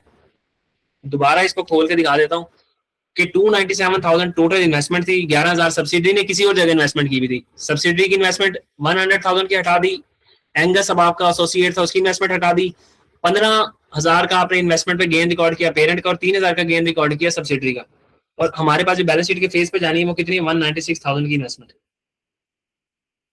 कोई पंगा किसी को क्लियर है? ठीक है सर, आगे चलते हैं हम। इन्वेस्टमेंट के बाद आ रहा है हमारे पास इन्वेंट्री। तो सर इन्वेंट्री की तो कोई एडजस्टमेंट ही नहीं आई थी सर, इन्वेंट्री की कोई एडजस्टमेंट नहीं आई, तो इन्वेंट्री एज इट इज हम लिख देंगे 61,300 और 22,500। तो हम यहाँ आए और हमने लिखा इन्वेंटोरी, और सर ये आ गया 61,300 प्लस 22,500। तो सर हमने इसको कंसोलिडेट कर दिया, ये बन गया 83,800। इन्वेंट्री के बाद क्या आ रहा है सर? इन्वेंट्री के बाद ये भी कर लिया हमने, ये भी कर लिया, अब आ रही है हमारे पास ट्रेड रिसीवेबल। अच्छा, ट्रेड रिसीवेबल की एडजस्टमेंट दी हुई है, नीचे जाके देख लेते हैं।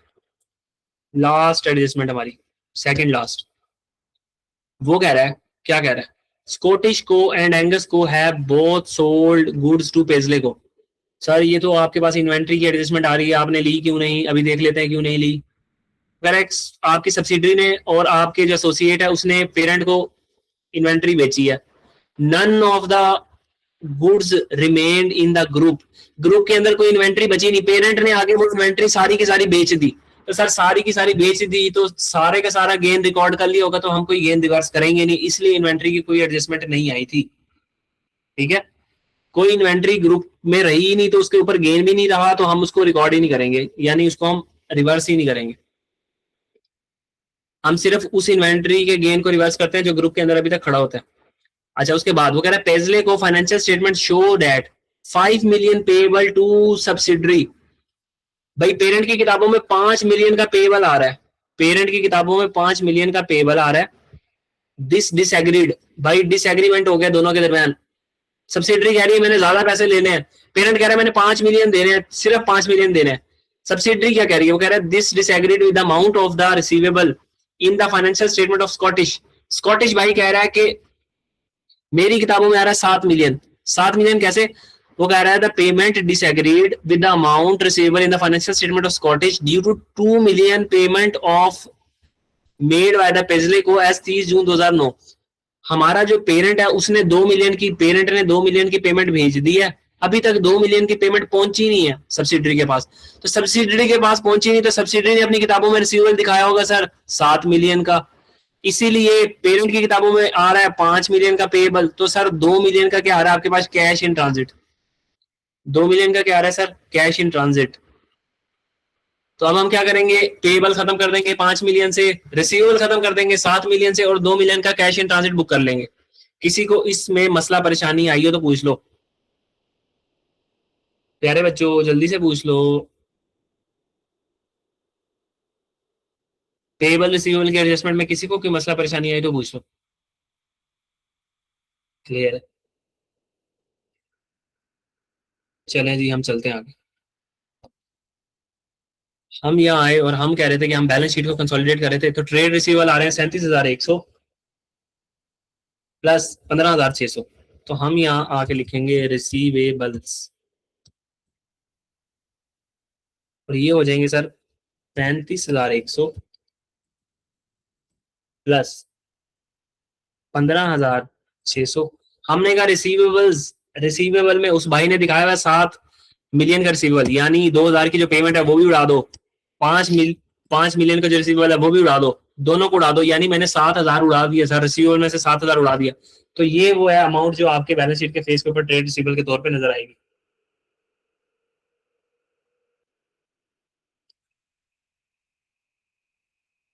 सर ये 35,100 ही था, 37,100 था। ठीक है, 37,100 था, आपने 35,100 लिख दिया। तो सर ये वो अमाउंट है जो आपकी बैलेंस शीट के फेस के ऊपर रिसीवेबल में नजर आएगी। अच्छा, इसके बाद आ रहा है हमारे पास cash, cash and cash equivalents.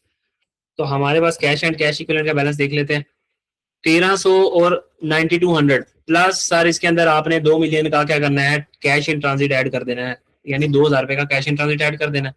तो सर कैश के अंदर हमने लिखा 1300 प्लस 9200, इसके अंदर आपने ऐड कर देना है 2,000 रुपए का कैश इन ट्रांजिट। तो सर 12,500 रुपए का कैश। अब हम अगर एसिड साइड का टोटल कर लें तो बनता है हमारे पास 651,400। तो सर ये आ गया। अब हम चलते हैं इक्विटी साइड का टोटल करने के लिए। तो सर हमने यहाँ पे लिखा हुआ था सिंपल, यहाँ पे हमने 30 ऐड भी करना था, ये हमने पहले से ही लिखा हुआ था। तो पेरेंट का शेयर कैपिटल आ रहा है सर आपकी बुक्स के अंदर 2,70,000 का, और इसके अंदर आपने 30,000 जमा कर देना। तो सर यहाँ आए और हमने लिख दिया शेयर कैपिटल। सब्सिडी का शेयर कैपिटल ना उठा लेना गोंगलुओ, वो आप वर्किंग वन के अंदर ले जाते हो पहले ही 2,70,000 प्लस जो शेयर कैपिटल नया इशू किया था जिसको अनरिकॉर्ड, जो अभी तक अनरिकॉर्डेड था 30,000 का, वो हमने लिख दिया। तो ये आगे सर 3 लाख। किसी को यहाँ तक कोई चीज समझ ना आई हो। प्लस हमने कहा था सर एक शेयर कैपिटल भी रिकॉर्ड, शेयर प्रीमियम भी रिकॉर्ड करना है आपने बैलेंस, और वो कितना था 39,000 का। अभी जाके दिखाता हूँ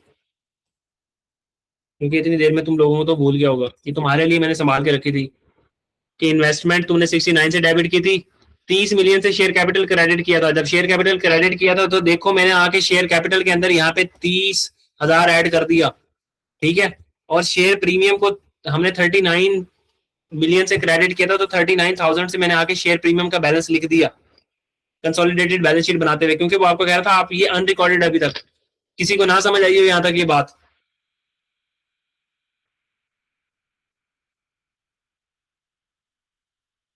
चलो शाबाश। इसके बाद ये रिटेन अर्निंग तो हमने लेनी है कंसोलिडेटेड रिटेन अर्निंग। तो हम यहाँ आगे सर हमने कहा group reserves. Sir group reserve को हमने यहाँ से जाके उठा के ले आना है। किधर हो आप ग्रुप रिजर्व? सर ये पड़े हैं ग्रुप रिजर्व 2,38,120 के। इसके बाद क्या आ जाएगा सर एनसीआई भाई। एनसीआई भाई को भी ऊपर से पकड़ के ले आते हैं। ये एनसीआई भाई, ये आ गए एनसीआई भाई।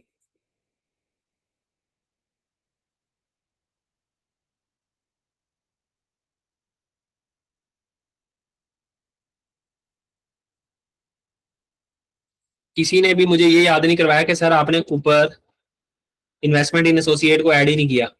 कोई भी एक जिंदा बंदा यहाँ नहीं बैठा हुआ। सर आपने इन्वेस्टमेंट इन एसोसिएट को यहाँ ऐड नहीं किया, तो माशाल्लाह। तो सर यहाँ हम इन्वेस्टमेंट इन एसोसिएट को ऐड करेंगे जो हमने निकाली थी 1,02,000, ठीक है। एनसीआई निकालने के बाद सर आगे चलते हैं हम। उसके बाद ये हमारे पास नॉन करंट लाइबिलिटीज आ रही है 78,000 की और 5,300 की। तो सर लोन नोट्स,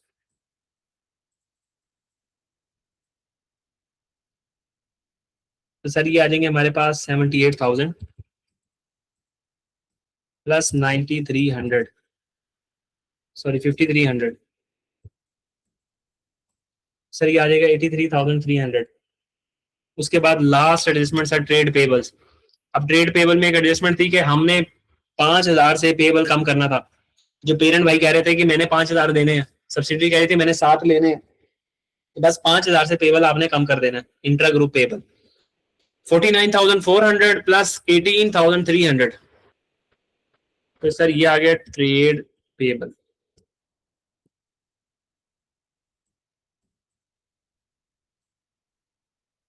ये आ जाएगा 49,400 प्लस 18,300, माइनस कर देना सर इसमें से 5,000 जो पेरेंट कह रहा है मैंने देने हैं 62,700। अब इसका बिस्मिल्लाह पढ़ के टोटल करते हैं तो सर इसका टोटल बनता है एग्जैक्ट वही जो हमारा एसेट्स का टोटल है, तो कैपिटल प्लस लायबिलिटी का टोटल। तो अल्हम्दुलिल्लाह हमारी बैलेंस शीट टैली है। किसी को जी कोई मसला परेशानी? पूछ सकता है वो यहाँ तक किसी एडजस्टमेंट के अंदर। नहीं तो ये रही आपकी बैलेंस शीट अभी तक।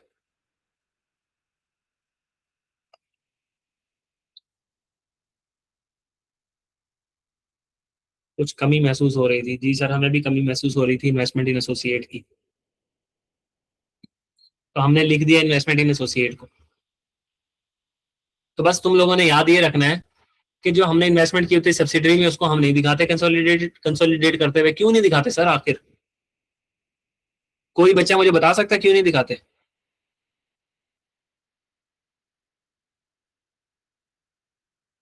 जो हमने इन्वेस्टमेंट की हुई है सब्सिडरी के अंदर, हम उसको कंसोलिडेटेड बैलेंस शीट के तौर में क्यों नहीं दिखाते? इंट्रा ग्रुप थोड़ा सा एक्सप्लेन कर सकते हो वो बकर इस बात को, इंट्रा ग्रुप का क्या मतलब?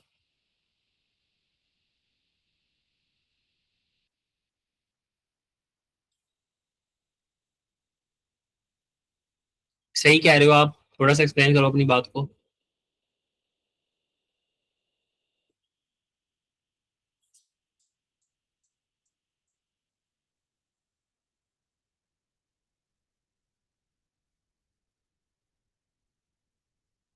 चलो मैं एक्सप्लेन कर देता हूँ।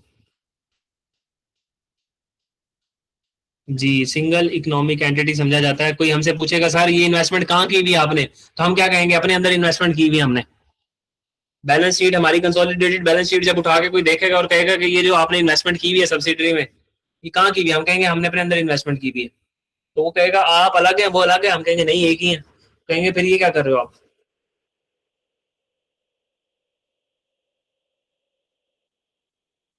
तो आज के सवाल से रिलेटेड कोई अगर किसी का सवाल है तो पूछ लो, नहीं तो फिर आज हम जाने लगे हैं ग्रुप डिस्पोजल की तरफ। हम ग्रुप डिस्पोजल को देखते हैं हम जाके, और उसके एक दो अच्छे से सवाल देखते हैं।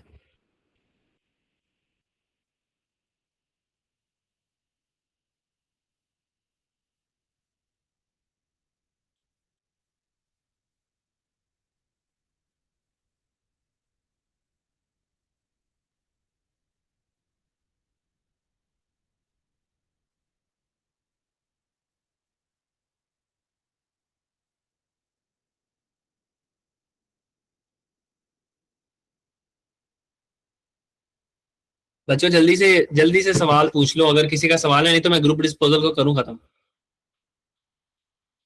उसके ऊपर हम दो छोटे छोटे सवाल देखेंगे, जितना आपके सिलेबस का पार्ट है।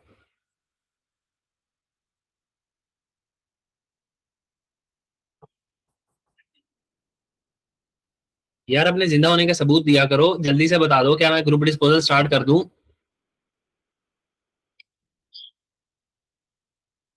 Okay okay okay okay okay okay.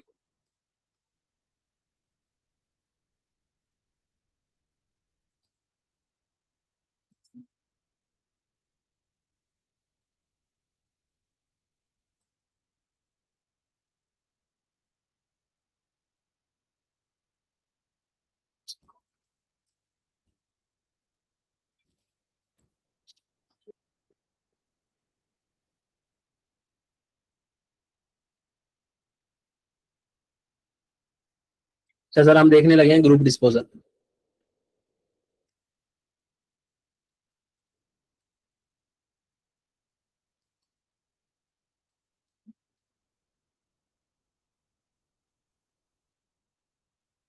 Sir group disposal को आप लॉस ऑफ कंट्रोल भी कहते हो, कि आपने अपना कंट्रोल खो दिया है। ठीक है, सब्सिडरी के ऊपर जो आप कंट्रोल किया हुआ था वो कंट्रोल आपने क्या कर दिया? खो दिया।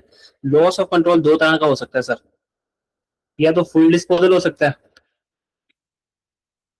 यानी पूरी की पूरी सब्सिडरी आपने डिस्पोज कर दी, या पार्शियल डिस्पोजल होता है।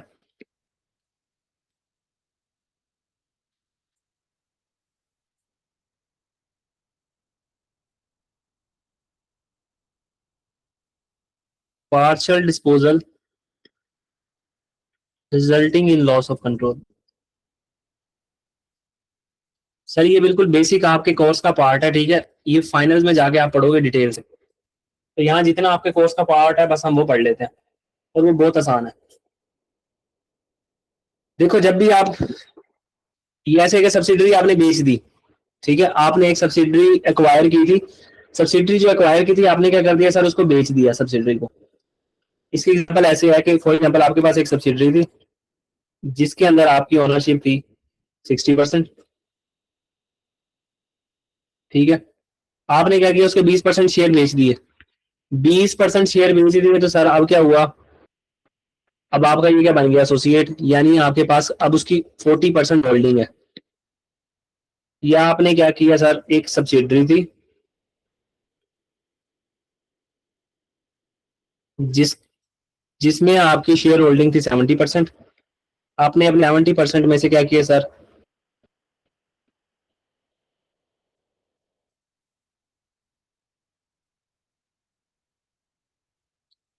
आपने अपनी होल्डिंग का 90% बेच दिया। होल्डिंग का 90%, आप कितना होल्ड कर रहे थे, 70%। आपने 70% का 90% बेच दिया, तो कितने परसेंट आपने बेच दिए सर। सवाल वाला ऐसे घुमा के आपको लिख के देगा कि you have disposed of 90% of your holding. आपकी होल्डिंग कितनी थी सर, 70%। आपने अपनी 70% होल्डिंग का 90% बेच दिया, तो सर कितना बेच दिया आपने।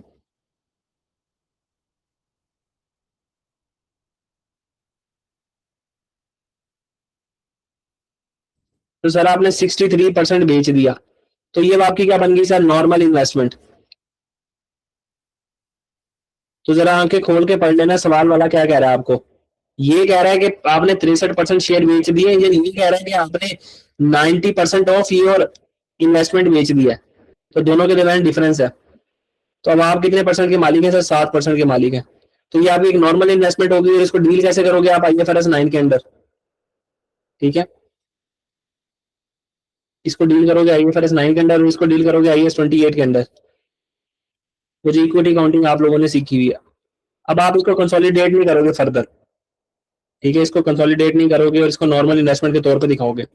अब सर जब आपकी ग्रुप डिस्पोजल होगा तो आप क्या करोगे, आपने सिंपल याद रखना है, आपने दो गेन एंड लॉसेज निकालने हैं। एक गेन एंड लॉस निकलेगा पेरेंट की इंडिविजुअल बुक्स के अंदर।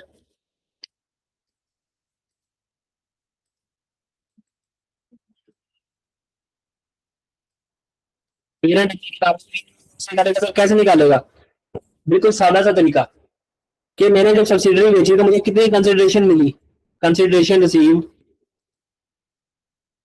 सब्सिडरी को बेच के मुझे कितने पैसे मिले। ठीक है, उसमें से हम माइनस कर देंगे सर कॉस्ट ऑफ इन्वेस्टमेंट, कि सब्सिडरी को जो मैंने खरीदा था तो कितने का खरीदा था। मिसाल के तौर पर सब्सिडरी बेच के पैसे मिले 200, और सब्सिडरी की कॉस्ट थी 100। ठीक है, तो मुझे 100 रुपए का क्या हो गया सर, गेन। तो इंडिविजुअल बुक्स में गेन आएगा सर, ये गेन आएगा इंडिविजुअल बुक्स का। हो सकता है कि इस गेन के ऊपर आपको टैक्स देना पड़े, तो टैक्स सर आप अपनी इंडिविजुअल बुक के गेन के ऊपर देते हो, कंसोलिडेटेड बुक्स के गेन के ऊपर टैक्स नहीं दे रहे होते। ठीक है, टैक्स अथॉरिटीज आपसे गेन जो काटती हैं वो आपके इंडिविजुअल बुक्स में, कि आपने एक सब्सिडी खरीदी थी एक टाइम पे इतने की, बेच दी इतने की, तो आपको गेन हुआ इतने का, तो इसके ऊपर टैक्स देना पड़ेगा। तो सिंपली आप इसका टैक्स निकाल दोगे। सर एक ये गेन आ गया, एक ऐसा गेन होगा जो पेरेंट कंसोलिडेटेड बुक्स में निकालेगा।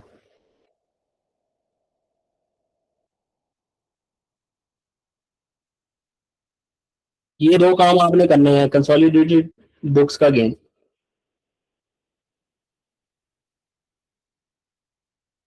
सर वो कैसे निकलेगा,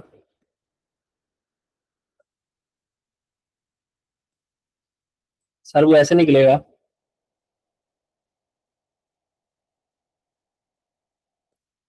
आप कहोगे कि सब्सिडी को बेच के मुझे कितने पैसे मिले।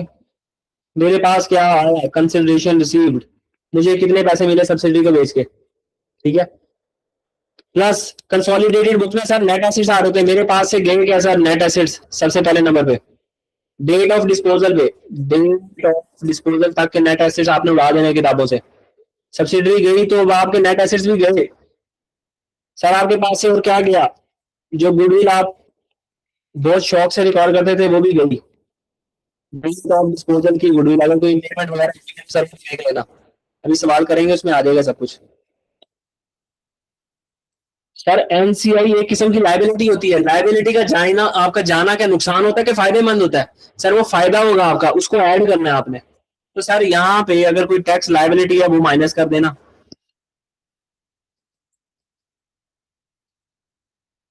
ये आ गया आपका कंसोलिडेटेड बुक्स का गेन। एक चीज का ख्याल रखना, अगर पेरेंट ने इंडिविजुअल बुक्स में गेन रिकॉर्ड किया है अपने पास, तो तुम कंसोलिडेटेड बुक्स में इंडिविजुअल बुक्स का गेन उल्टाओगे और कंसोलिडेटेड बुक्स का गेन रिकॉर्ड करोगे। क्योंकि तुमने डबल डबल गेन रिकॉर्ड नहीं करना। अगर पहले पेरेंट ने अपने इंडिविजुअल बुक्स में गेन रिकॉर्ड किया हुआ है तो वो गेन एज अ प्रॉफिट के तौर पर रिटेन अर्निंग में चला जाएगा। रिटेन अर्निंग में गया, पेरेंट की रिटेन अर्निंग में आ रहा है, रिटेन अर्निंग से घूमता घूमता नेट एसेट्स में भी आ रहा होगा, तो तुमने दोबारा गेन निकाला तो डबल काउंट हो जाएगा।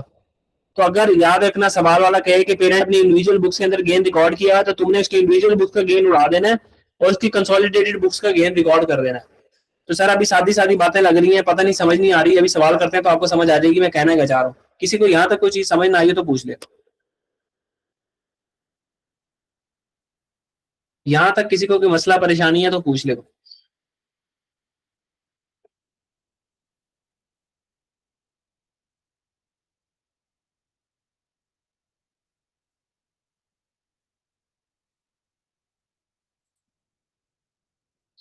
क्लियर है सर? गेन का बता दें, गेन का बता देता हूँ दोबारा से।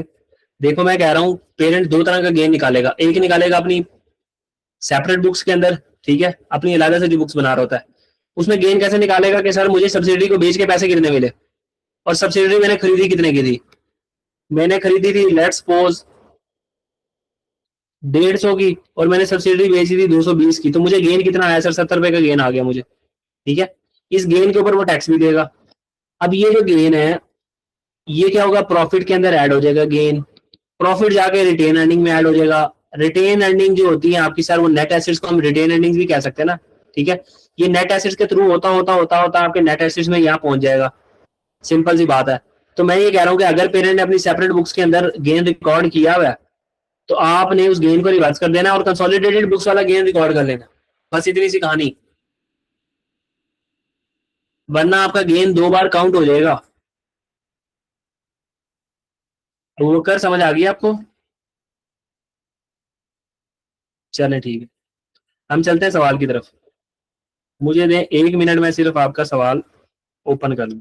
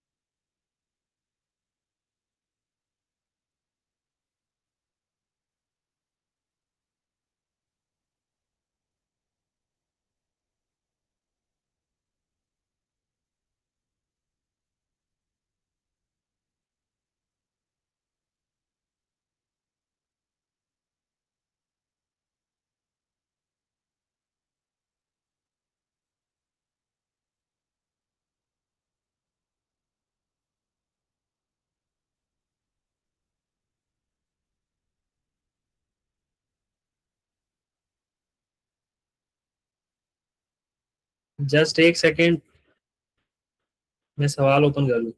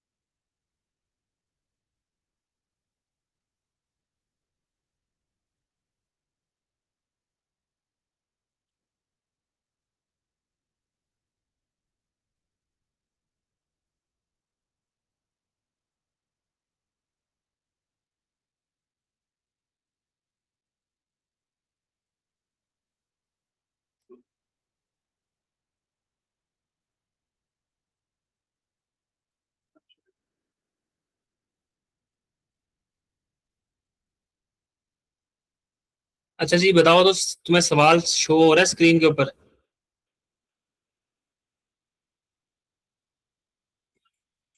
स्क्रीन पे तुम्हें सवाल शो हो रहा है?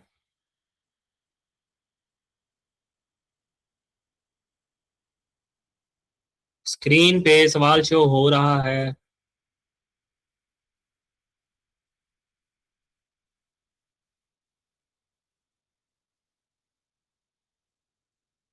यस यस हो रहा है सर, ठीक है। अब देखते जाना। वो कह रहा है रोक को, एक हमारा रोक acquired 70% of the investment in dog. उसको डॉग कंपनी है, उसके अंदर उसने 70% इन्वेस्टमेंट एक्वायर की है फॉर 2002 ईयर्स अगो। 2 साल पहले 2000 रुपए की हमने इन्वेस्टमेंट एक्वायर की थी। तो सर ये क्या हो जाएगी, कॉस्ट ऑफ इन्वेस्टमेंट। यानी हमने 2000 रुपए की 70% जो डॉग को के अंदर इन्वेस्टमेंट की थी। अच्छा, it is a group policy to measure the non controlling interest at fair value. NCI हमारी फेयर वैल्यू पे मेजर होती है, यानी हम गुडविल को फुल रिकॉर्ड करते हैं at the date of acquisition. The fair value of NCI non controlling interest in Dough Co at the date of acquisition. Date of acquisition के ऊपर आपकी जो है ना, या मैं लिख लेता हूँ फेयर वैल्यू ऑफ एनसीआई। हमारे पास फेयर वैल्यू ऑफ एनसीआई दी हुई है 800, ये एक्विजिशन डेट के ऊपर। अच्छा, the fair value of the Dough Co net assets 1900। Acquisition date के ऊपर fair value of net assets दी हुई है हमें 1900 सर।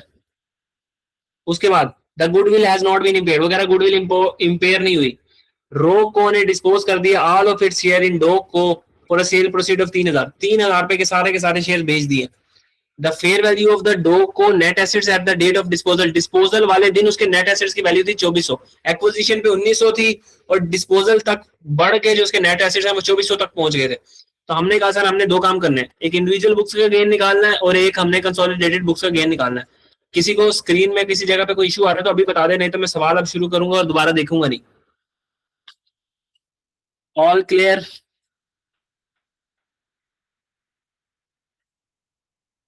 ठीक है।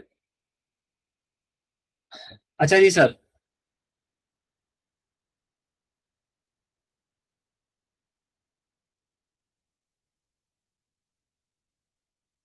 आपने सबसे पहले यहाँ नेट एसिड्स का इंक्रीज देख लेना है। सर नेट एसिड्स के अंदर क्या इंक्रीज आया? आपने कहना एक्विजिशन डेट के ऊपर सर नेट एसिड्स कितने थे, उसने आपको बताया सर एक्विजिशन डेट के ऊपर आपके नेट एसिड्स थे।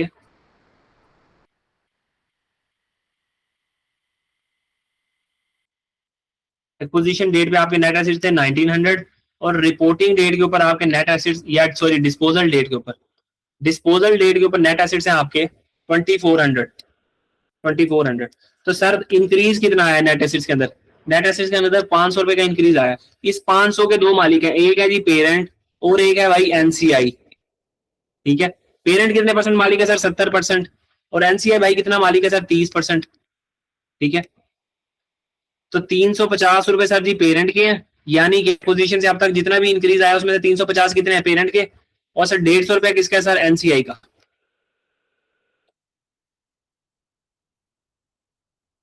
Working number 2, goodwill.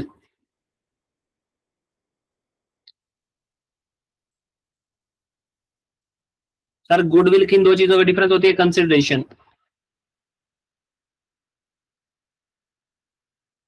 सर आपको सवाल में बताई थी कॉस्ट ऑफ इन्वेस्टमेंट है 2000, ये हम सवाल में आगे देख लेते हैं कॉस्ट ऑफ इन्वेस्टमेंट कितनी है। 2000 खरीदा था, तो 2000 हमारे पास इन्वेस्टमेंट की वैल्यू आ गई सर।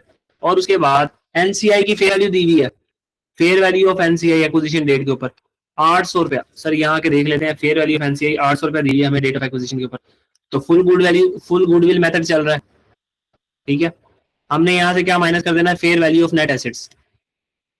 सर हमने 2000 दिया था, एनसीआई ने 800 दिया था सब्सिडरी को खरीदने के लिए। उस वक्त सब्सिडरी के नेट एसेट्स की वैल्यू थी 1900। तो 1900 रुपए वाली चीज के लिए को खरीदने के लिए हमने 2000 दिया था और एनसीआई ने 800 दिया था। तो गुडविल के लिए हमने कितने पैसे दिए थे? हमने गुडविल के लिए दोनों ने मिलकर दिए थे 900 रुपया। तो ये आ गई सर आपके पास गुडविल। सर आप गुडविल क्यों निकाल रहे हैं, आप नेट एसेट्स क्यों निकाल रहे हैं? क्योंकि हमने कंसोलिडेटेड बुक्स में गेन रिकॉर्ड करना है, इसलिए हम निकाल रहे हैं। सर ग्रुप रिजर्व तीसरी वर्किंग आपकी।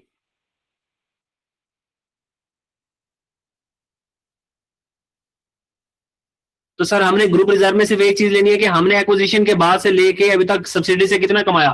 तो हमने सर सब्सिडी से अब तक कितना कमाया? 350 रुपया कमाया सिर्फ। तो हमने सर कमाया 350 रुपया। और एनसीआई लास्ट वर्किंग हमारे साथ, एनसीआई भाई की वर्किंग, एनसीआई जो है एक्विजिशन डेट के ऊपर कितने का था, एनसीआई भाई थे एक्विजिशन डेट के ऊपर 800 के। Fair value of NCI acquisition date sir ये दी हुई आपके पास 800 रुपया। और पोस्ट एक्विजिशन एनसीआई ने सब्सिडी से कितना कमाया सर, पोस्ट एक्विजिशन एनसीआई भाई ने सब्सिडी से कमाया है 150 रुपीज, तो हमने 150 ले लिया। तो सर ये आ गया हमारे पास 950। अब चलते हैं हम इंडिविजुअल बुक्स का गेन निकालते हैं और कंसोलिडेटेड बुक्स का गेन निकालते हैं। सबसे पहले निकालते हैं सर इंडिविजुअल बुक का गेन।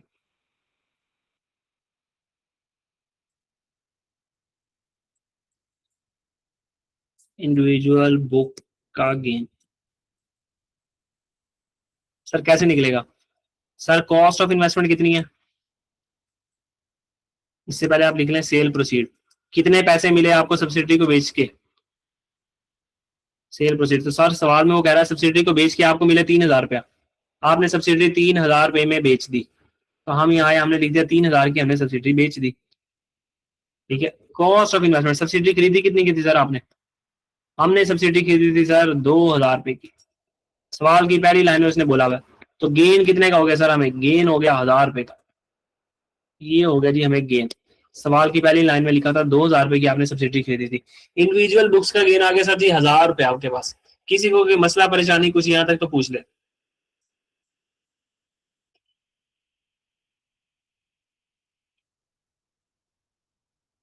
क्लियर है, शाबाश। तो सर आगे चलते हैं, हम कंसोलिडेटेड बुक्स का गेन निकालते हैं। तो सर इंडिविजुअल बुक्स का गेन रिकॉर्ड हमने उल्टा देना है और कंसोलिडेटेड बुक्स का गेन रिकॉर्ड कर लेना है। तो कंसोलिडेटेड बुक्स का गेन पहले निकाल तो लें सर, कंसोलिडेटेड बुक्स का गेन। तो कंसोलिडेटेड बुक्स का गेन निकालने के लिए क्या करते हैं हम सर, यही काम जो अभी किया, सेल प्रोसीड, कितने पैसे हमें मिले सर, हमें मिले 3000। हमारे पास से क्या क्या गया, हमारे पास से सर एक तो पहले नंबर पे गए नेट एसेट्स, हमारे पास से पहले नंबर पे गए नेट एसेट्स। नेट एसेट्स कितने के गए सर, रिपोर्टिंग डेट पे 2400 रुपए के नेट एसेट्स थे, फारिग हो गए सर, इसको फारिग करवाओ सर। 2400 के नेट एसेट्स हमने यहाँ से उड़ा दिए, 2400 के नेट एसेट्स हमारे पास से गए। दूसरे नंबर पे सर हमारे पास से क्या चीज गई, गुडविल। रिपोर्टिंग डेट पे गुडविल कितनी आ रही थी सर, रिपोर्टिंग डेट पे हमारी गुडविल आ रही थी, अल्लाह का भला करे जो हम निकाल के आए, किधर गई, ये रही 900 की गुडविल सर, इसका भी खल्लास दी एंड। और एनसीआई भाई, एनसीआई एक किस्म की लाइबिलिटी होती है, लाइबिलिटी गई तो फायदा हुआ, ऐड कर दो 950 की लाइबिलिटी गई सर, ये हमारा फायदा हो गया। तो हमारे पास सर गेन कितना आया, हमारे पास गेन आया 400 रुपए का। सॉरी, यहाँ एक छोटी सी चीज डाल देता हूं तुम्हारे लिए, टैक्स, टैक्स है तुम्हारा 30%, ठीक है, ताकि टैक्स भी यही साथ ही कवर हो जाए। टैक्स का रेट है 30%, ठीक है। तो सर ये हमने 1000 रुपए कमाया, तो 1000 के ऊपर हमें टैक्स देना पड़ेगा 30% के हिसाब से 250, या 25% कर लो तुम टैक्स का रेट, 25% कर लो सर, इसको 25% कर लो। 1000 रुपए तुमने गेन कमाया, तो 1000 इंटू 25% तुम करोगे तो तुम्हारे पास आ जाएगा टैक्स। तो टैक्स हमेशा तुम इंडिविजुअल बुक्स के ऊपर देते हो सर। 250 का गेन माइनस करके तुम्हारे पास नेट कितने का गेन आया सर, 750 रुपए का गेन। अच्छा, अब एनसीए के बाद यही टैक्स तुमने यहाँ से भी माइनस कर देना सर 250 रुपए का, कंसोलिडेटेड बुक्स में भी। तो कंसोलिडेटेड बुक्स में तुम्हारा गेन कितना आ रहा है सर, कंसोलिडेटेड बुक्स में तुम्हारा गेन आ रहा है 400 रुपए का। सर ये क्या बात हुई कि इंडिविजुअल बुक्स में हमारा गेन आ रहा है 750 का और कंसोलिडेटेड बुक्स में हमारा गेन आ रहा है 400 रुपए का, वही सब्सिडरी है, लेकिन कंसोलिडेट करते हुए गेन थोड़ा हो गया और इंडिविजुअल बुक्स में गेन ज्यादा आ रहा है। हमेशा तुम दोनों, तुम्हारा गेन इंडिविजुअल बुक्स का और कंसोलिडेटेड बुक्स का मैच करना चाहिए। तो सर क्या आपने गलत निकाला है, नहीं हमने गलत नहीं निकाला। देखो एक ये रहा तुम्हारे पास गेन, ये वो गेन है तो तुमने सब्सिडरी को डिस्पोज ऑफ करके कमाया, डिस्पोज ऑफ गेन, सब्सिडरी को बेचा तो ये गेन कमाया, प्लस इस साल जो तुमने ड्यूरिंग द पीरियड 350 रुपए सब्सिडरी से मजीद भी कमाए थे। ये सब्सिडरी चली थी तो तुमने 350 कमाए, और ये सब्सिडरी को बेचा तो तुमने 400 रुपए कमाए। तो तुम्हारा गेन कितना है, 350 जमा 400, तुमने सब्सिडरी से 750 का गेन कमाया, which is equal to the individual book gain. ठीक है सर, किसी को कोई मसला परेशानी यहां तक समझ ना आई हो बात?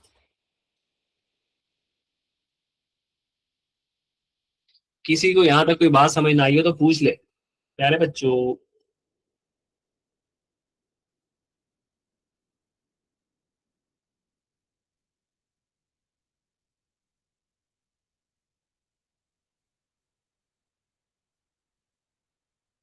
क्लियर? सर अब हम ऐसा केस देखने जा रहे हैं जिसमें हम आधी सब्सिडी उड़ा देंगे अपनी, हम अपनी आधी सब्सिडी को उड़ाने लगे। लास्ट सवाल ऑफ दिस प्रैक्टिस सेशन, आज के दिन का, आज के दिन का, ठीक है, प्रैक्टिस सेशन ही खत्म होने लगा।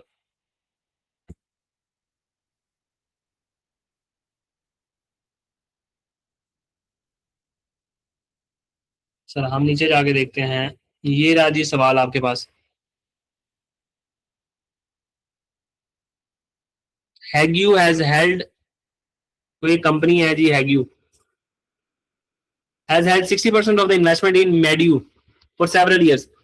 जी एच कंपनी ने एम कंपनी के अंदर बहुत साल पहले 60% होल्डिंग की थी, using the fair value method to value the non controlling interest. जी वो अपने एनसीआई को वैल्यू करते हैं किसके ऊपर? फेयर वैल्यू मेथड, यानी वो गुडविल को पूरा रिकॉर्ड करते हैं, पार्शियल गुडविल रिकॉर्ड नहीं करते। A quarter of the goodwill has been impaired, भाई उसकी क्वार्टर ऑफ द गुडविल जो है ना वो इंपेयर हो चुकी है। क्वार्टर ऑफ द गुडविल की जगह तुम लिख लो यहाँ पे हाफ गुडविल इंपेयर हो चुकी है। हम इसको थोड़ा सा और मुश्किल बना देते हैं, half of the goodwill has been impaired.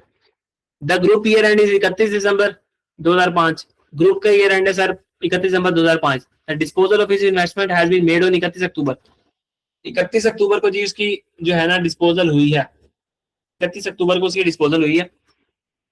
Cell proceed है जी 10,000 रुपया, हमें उसको बेच के कितने पैसे आए हैं? 10,000 रुपया।